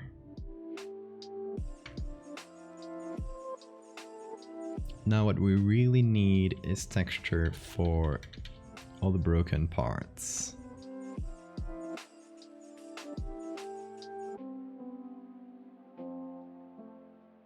Which is its own can of worms. Because we'll probably have to use like explicitly broken parts.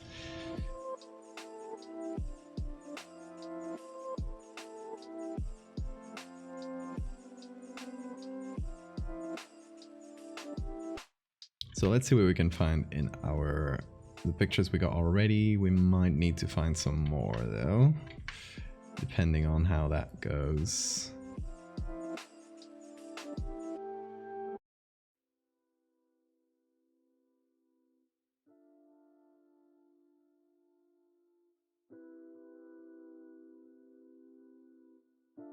Okay, let's see here. This could be used for the broken arm, actually. That seems pretty good.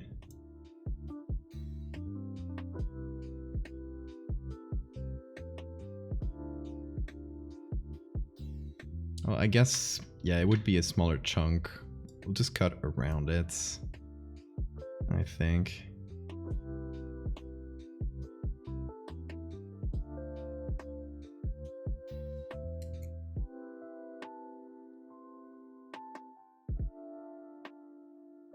And for people who jump in, what we're doing today is a prehistoric statuette based on things like the Willendorf Venus, like this one.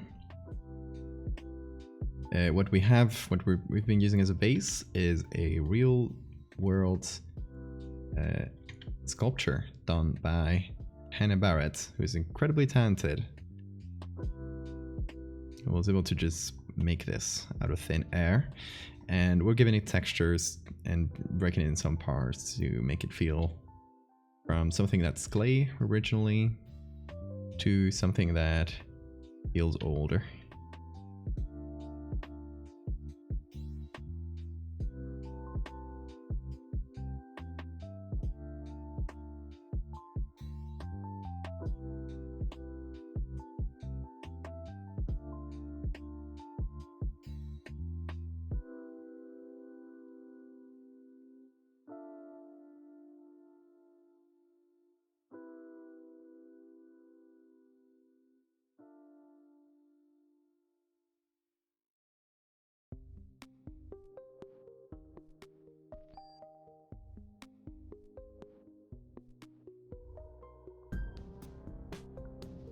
So we got one broken chunk, and let's see, maybe we can use the same one again for the second broken chunk.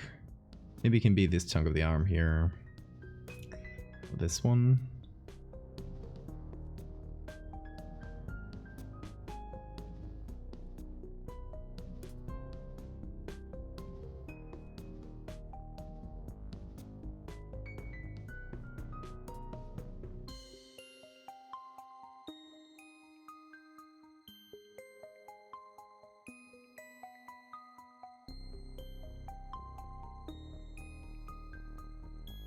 We'll kind of choose that point there.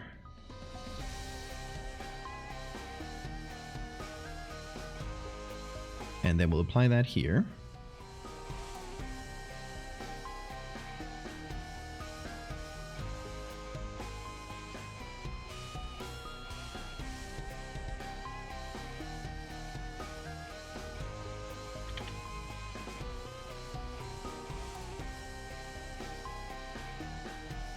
And then here we can choose like how much we show, where do we break it. Thinking using the natural breaking points of the texture we used, and just kind of following that.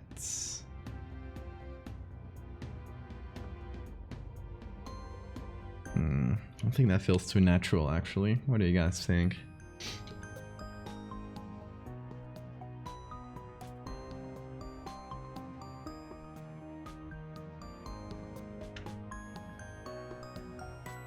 Try a different chunk.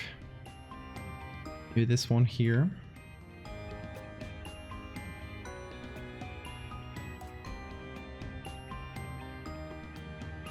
No.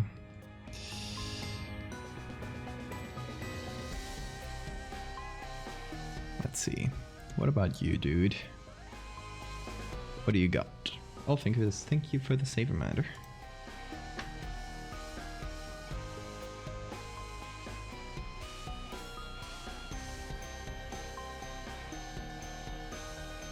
Oh, maybe this here could be good.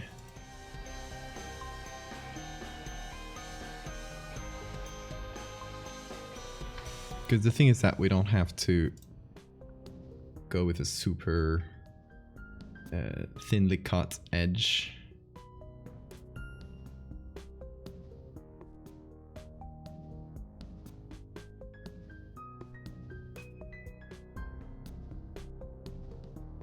Because it could have been just like eroded over time. So what started as just a regular cut in the statue eventually just got softer and softer. So something like this. I like that. Oh, the zoom. For real. Photoshop just really wanting to bug out.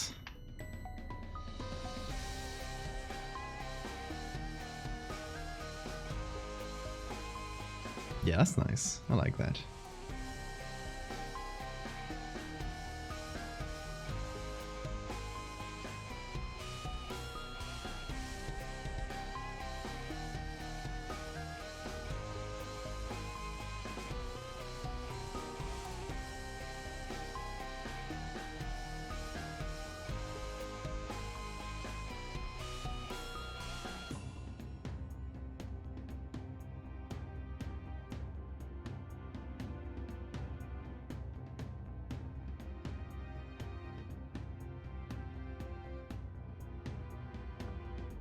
Okay.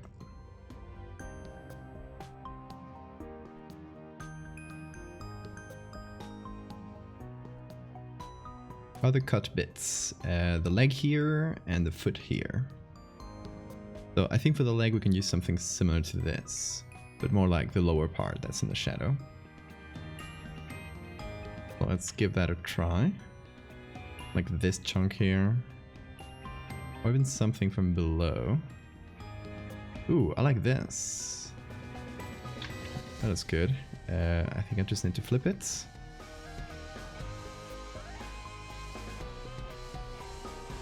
Maybe that's better for the foot. Yeah, because there's like a natural edge.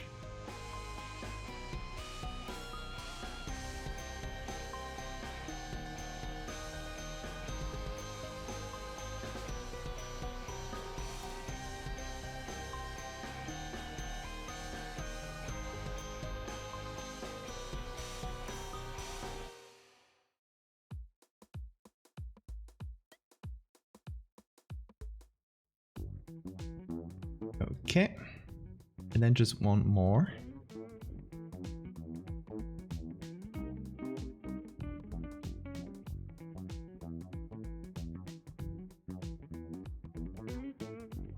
Just for here. So, might have overdone it with a hand. Might have hidden too much of it.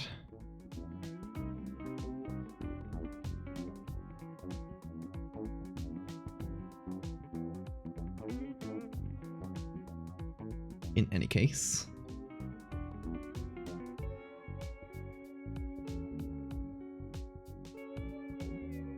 Let's see what we can use for the broken bits here in the end of the leg.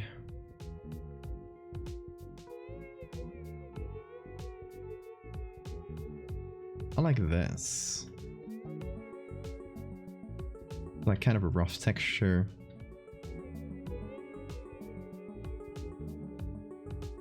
There we go.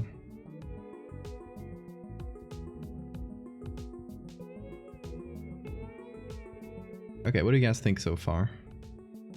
I feel like this part still looks kind of fake. I still gotta do something about it.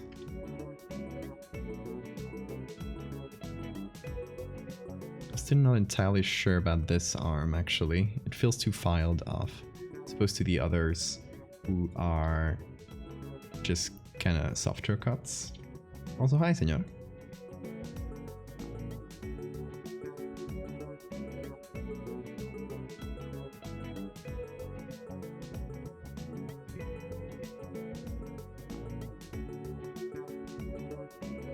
Try and go for different different part of the image for this.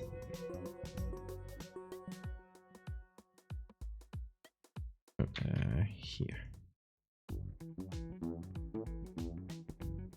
Okay, that looks decent.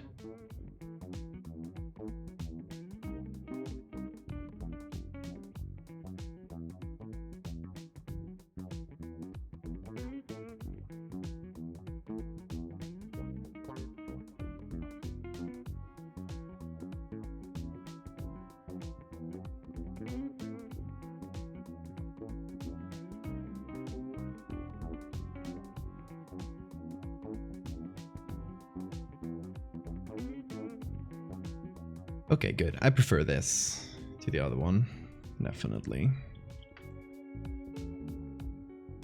Now to see if we can make this area feel like the others.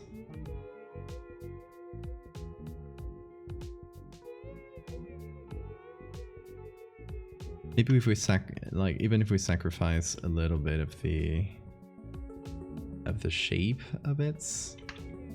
It becomes slightly rougher. No pun intended. Maybe that will be good anyway. We'll see.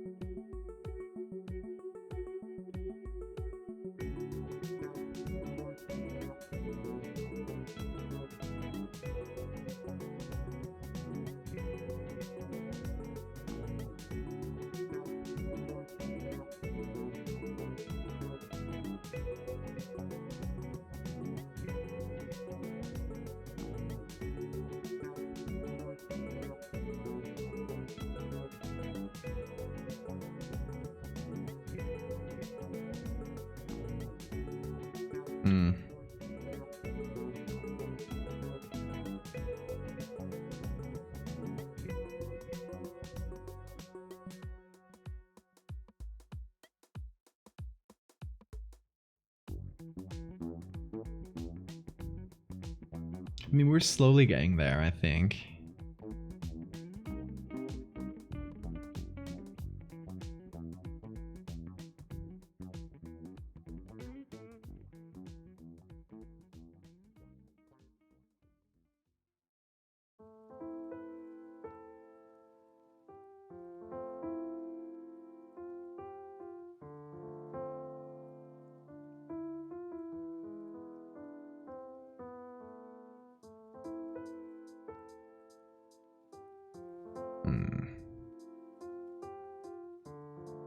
Hannah, if you're seeing this, I'm sorry if I'm destroying your statue too much.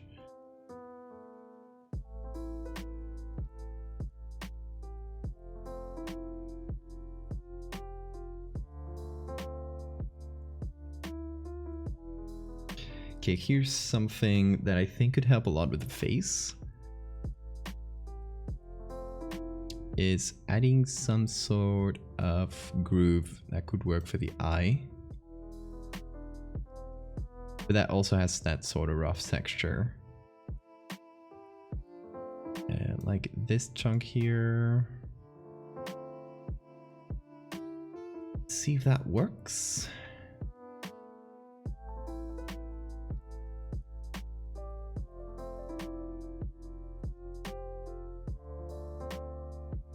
Hey Hank, how are you doing?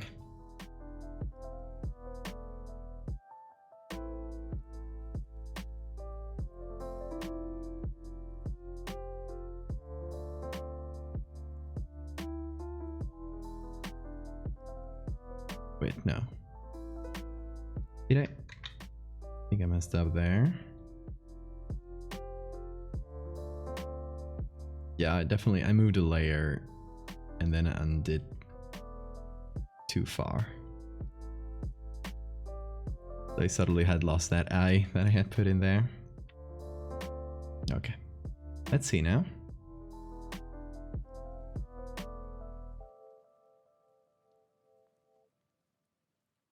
Ooh, I like this. Usually lurk? Well, then welcome. It's good to see you chat. We are... I wouldn't call it drawing. But we are photo manipulating this original statue, which I'm gonna show here. And well, this was the original there. And we had the full, like we cut out some bits of, as well. And I was adding textures to it to make it feel like limestone instead of clay.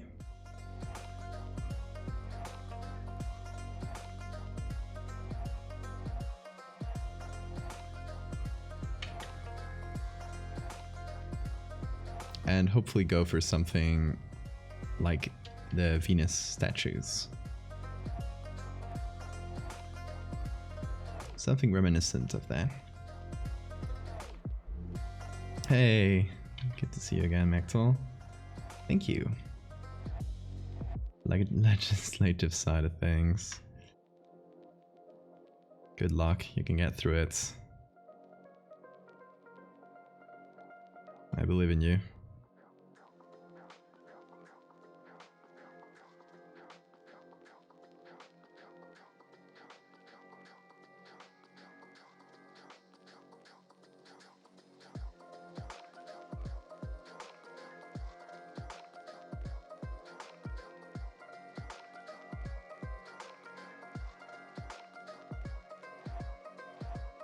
Gonna make some of the edges a bit rougher.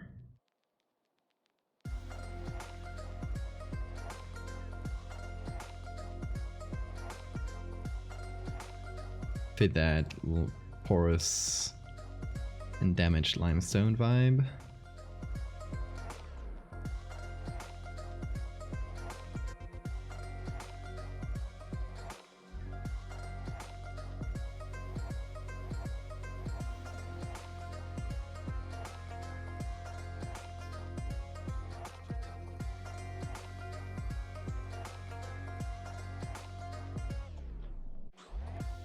Simultaneously interesting and boring.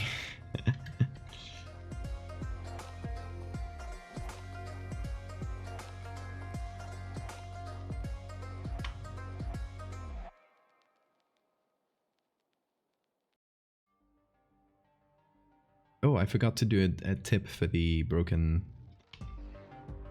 ear there. Let's do this one. Gonna modify it a little bit. Now I need to see which one it was, of course. There it is.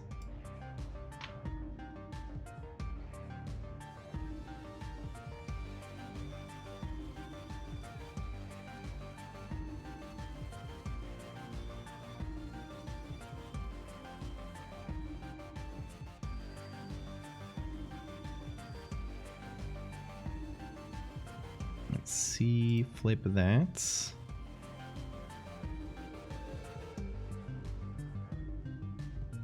Something like that for the edge, so it feels a little bit more angular.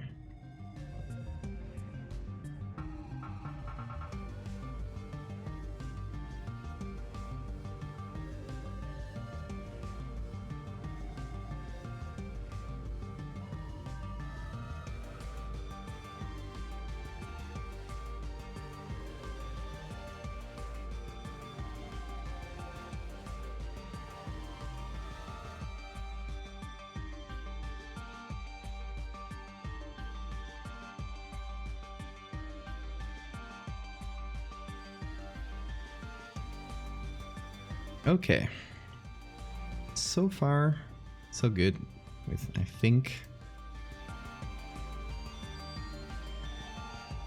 Flip that, see if everything's still readable. I feel like I need some shadow here, maybe a bit more, so the arm, or the chunk of the arm that we can see here still feels like an arm.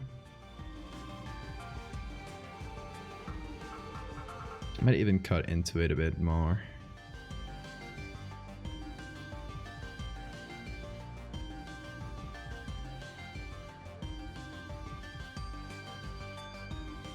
Like so.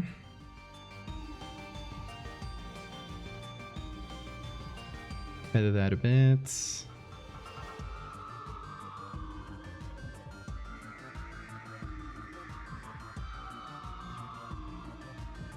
then as for the hard edge here, I might feather it a little bit as well. I think I already did, but a little bit more.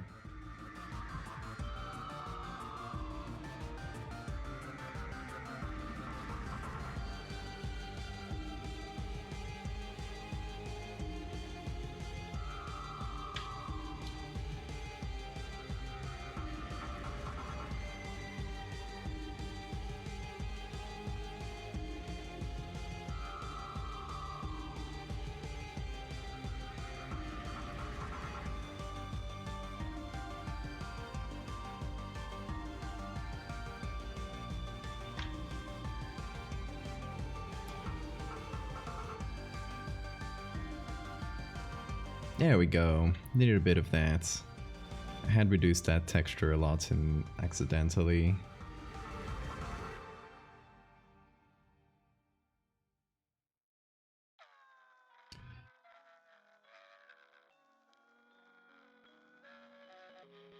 Okay. Should we then see what this looks like with color? And color to that? Why not? First, what I'll do is reduce the size of this a bunch by turning them all into smart objects. Or actually no, I'll just take everything, all of these, turn them into one single layer because it was getting untenable. This document was nearing 8 gigabytes. That's quite a bit. That's because all these repeated very large images that I was pasting in again and again. Now it's 2 gigabytes. So that's what I would call a difference.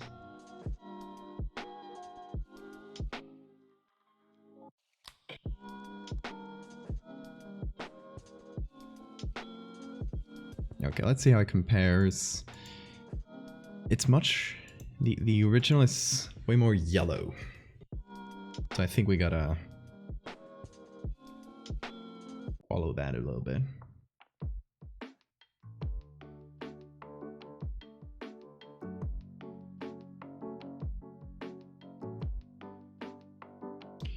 What I could do first is add some of those, and before I do anything, hold on.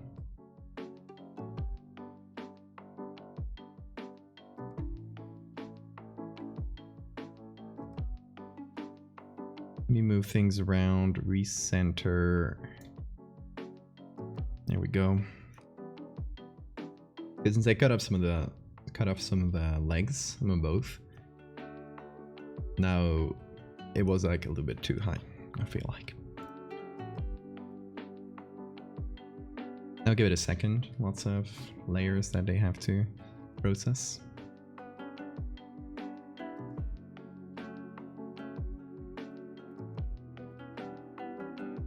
Okay. Now then, I'll take this.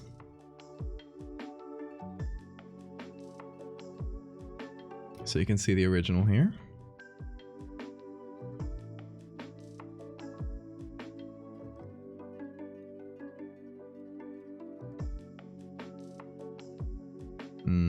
No, I don't like that as color, actually.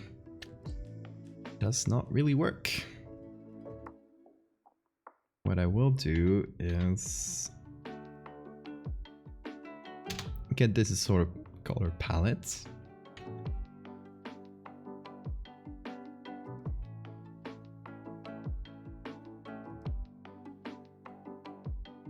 And use it to paint a little bit. Or even... got an idea. Gradient map.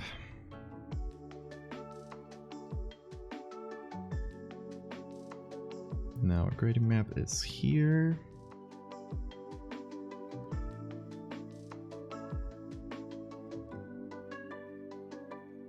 And I want to use some of the colors from the Venice statue.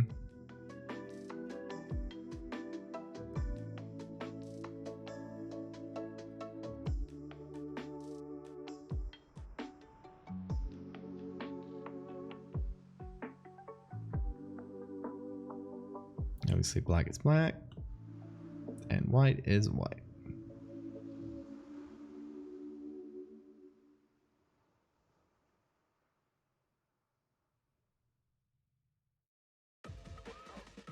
So now we put that as color.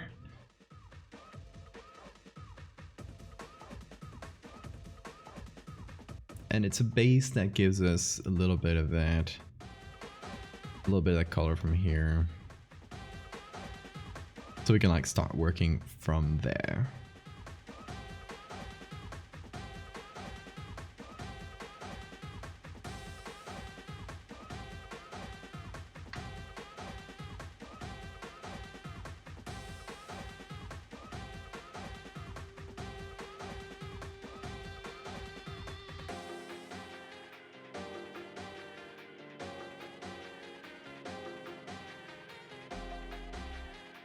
I'm also going to do some levels.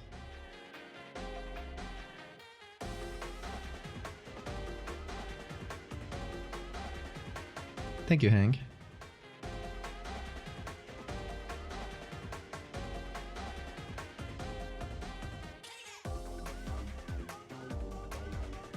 Gonna go for a bit more stark lighting in this image.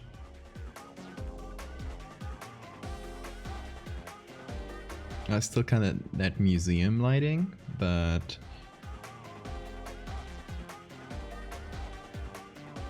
I make it pretty strong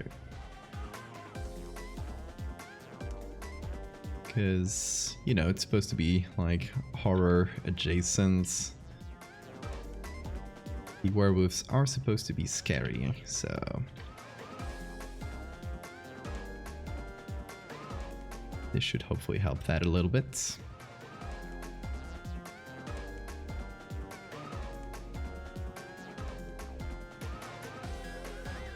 It's the vibes, as usual. Bad Feng Shui, thank you for the follow.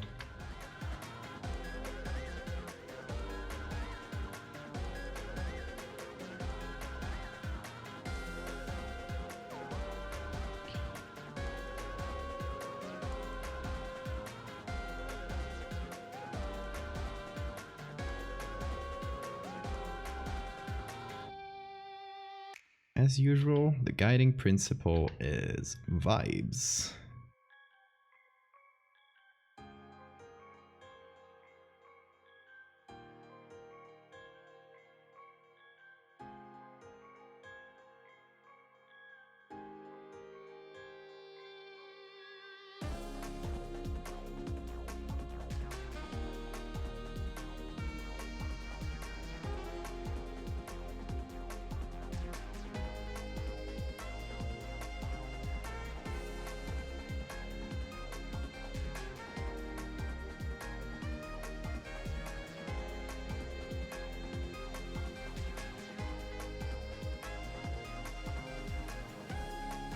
Okay.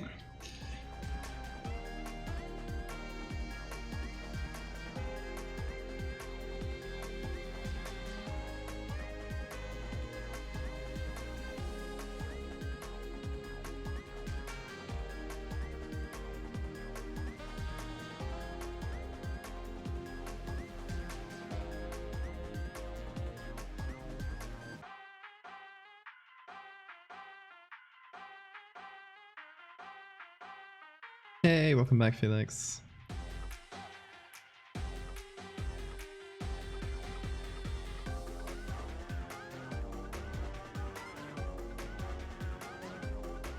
Okay, now let's try and put everything together.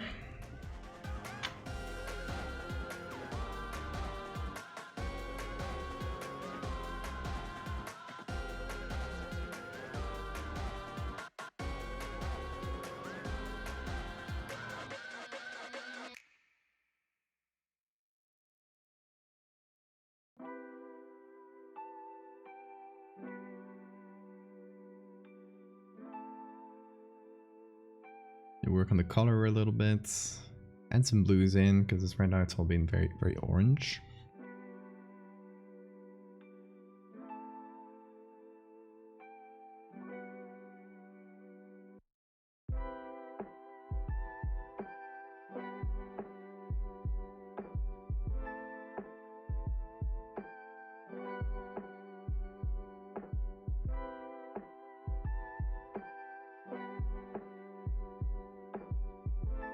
Give everything the slightest of gradients in the back. It's not pure black in the background. It has a little bit of white there.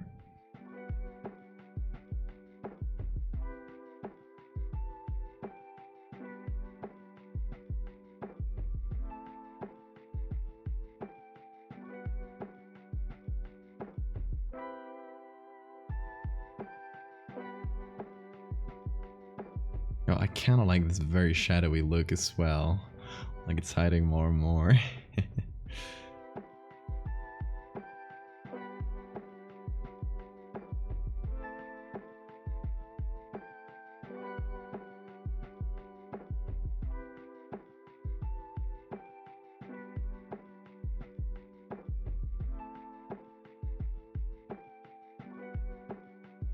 Okay, so we went for kind of stark lighting.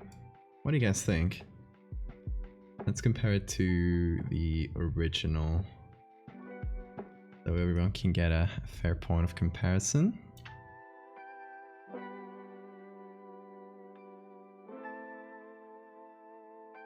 This is what we started with. This is where we are. After a lot of messing with it.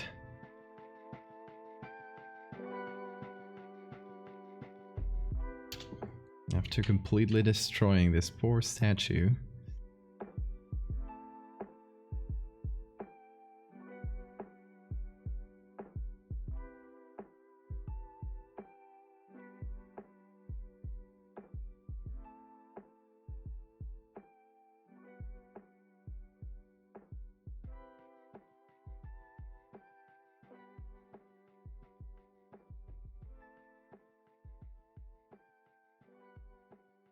I'm not entirely sure about this edge.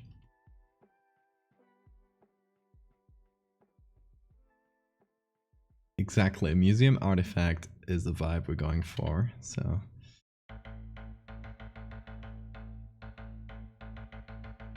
Like this whole Lycanthrope series is kind of like a museum. That's how we like to, or how I like to think about it when we present it. Some kind of museum guide, giving a tour.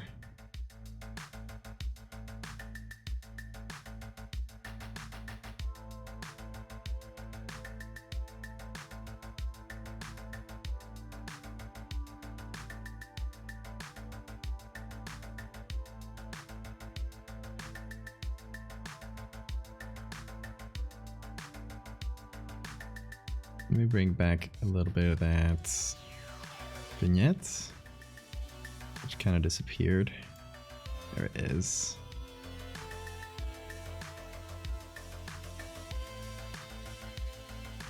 Well, let me try.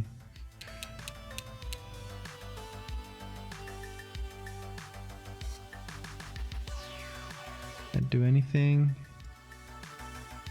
Nope. Okay.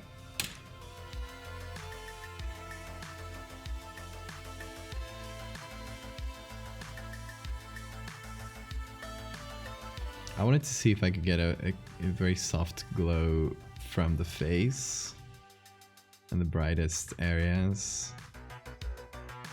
I was wondering if that would be too much, but I'll always give it a try. Like very soft, but I'll draw this and then put it to like 10% or so, but.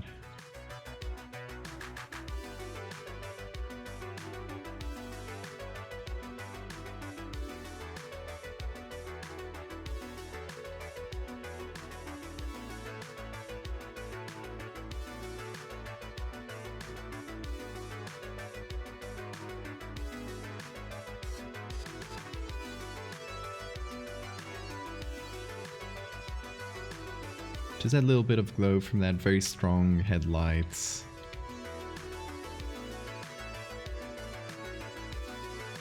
Getting that little bit of refraction. As it does.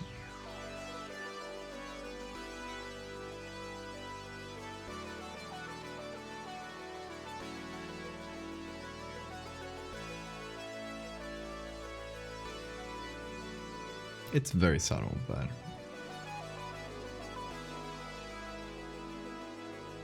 it's a touch.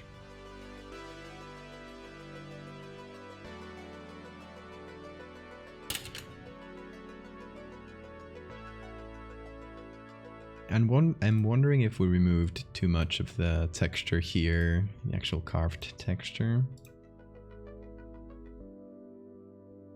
I feel like at some point there was not that much we could do because it was either one or the other, like the stone texture we were adding or the carved texture. So one had to win out, the other one that had to lose.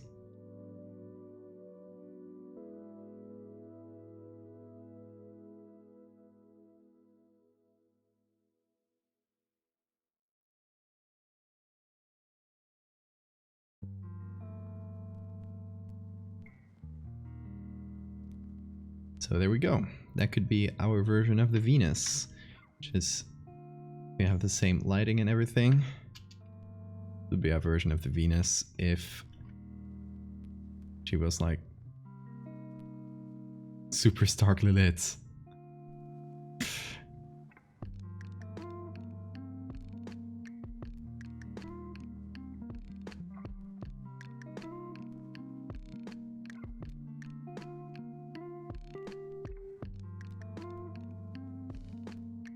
Okay, so we have two things from today, both in the Lycanthrope series. We have this one, which I'm gonna call Dawn, I think, so far. We're gonna hold it. You're not allowed.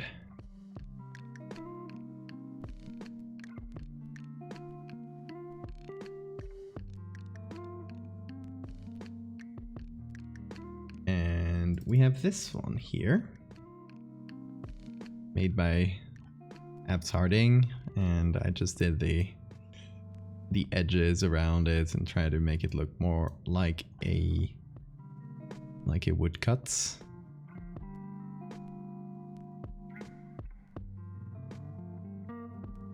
we have two from today. They're going to go in different series. This one is going to be from like the ancient werewolves from prehistory, and the other one is going to be a later series about lycanthrope myths.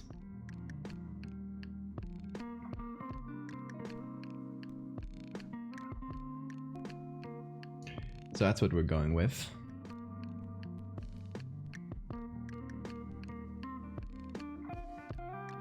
But yeah, I don't have anything else to do in terms of lycanthropes today. I'm wondering if we could do something with the architectural horror series, but we've gone on for quite long already, for decently long. For those that haven't seen it this past few days, I've been doing some architectural horror, and it's been very fun. Let me show you guys. Where are there? It's here.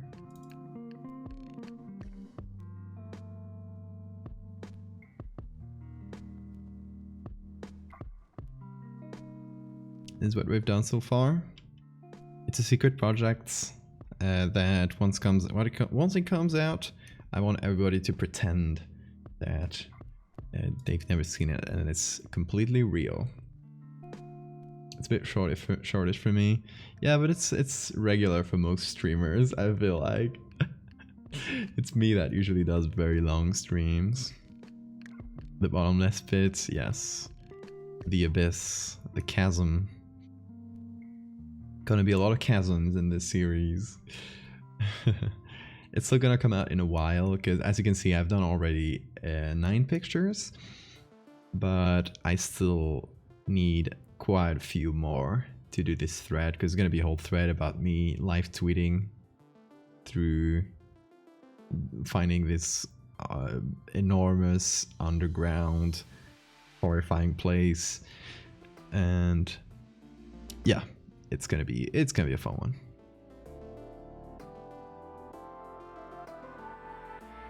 The zone.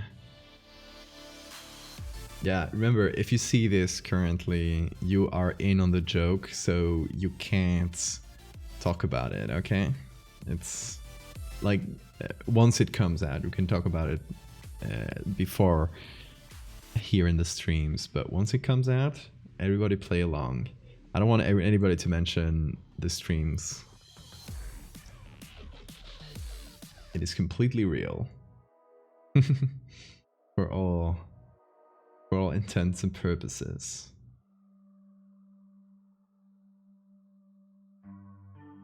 The joke where I disappear in an infinite underground structure, exactly. The joke. But yeah, I think a bit of a short stream for me, but it's gonna do it for today because we've finished all our objectives, and I don't think it would be worth to start doing another big edit. So yeah, that's gonna be it for today. Next stream will be on Friday. I'm still not sure what we'll do, but if I don't have anything important to do, I will continue with the series I just mentioned, with the architectural horror. It's just a prank, bro, exactly. I continue with my little prank that I've been preparing for months, and I'll probably continue to prepare for possibly months. We got raid anyone? Let me check if there's anyone cool to raid.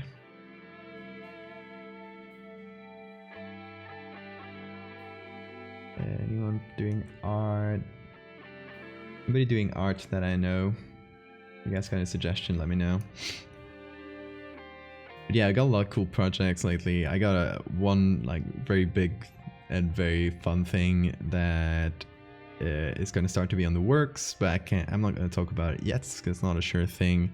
There might be contracts involved, so I'm just telling you, there's an exciting big project, and you ever draw something you've dreamed? Not as an edit like this. I unfortunately don't have dreams with cool creatures. I wish I had some so I could take them. I mean, the I guess the biggest problem is that I'm not really good at remembering my dreams. I guess I should keep a diary or that kind of thing, but I usually my brain usually forgets them very quickly, which is annoying.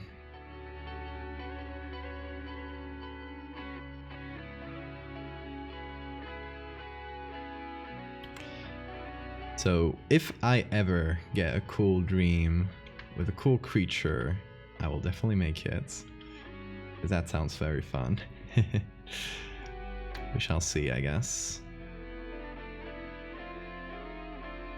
By the way, I just did a small shadow on the head, and I really like how it looks.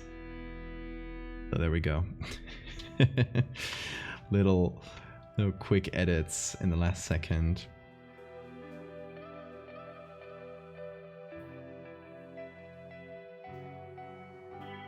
Party Demoness. I don't usually like doing raids to people I don't know at all, but I will check their channel and I'll have it for next time.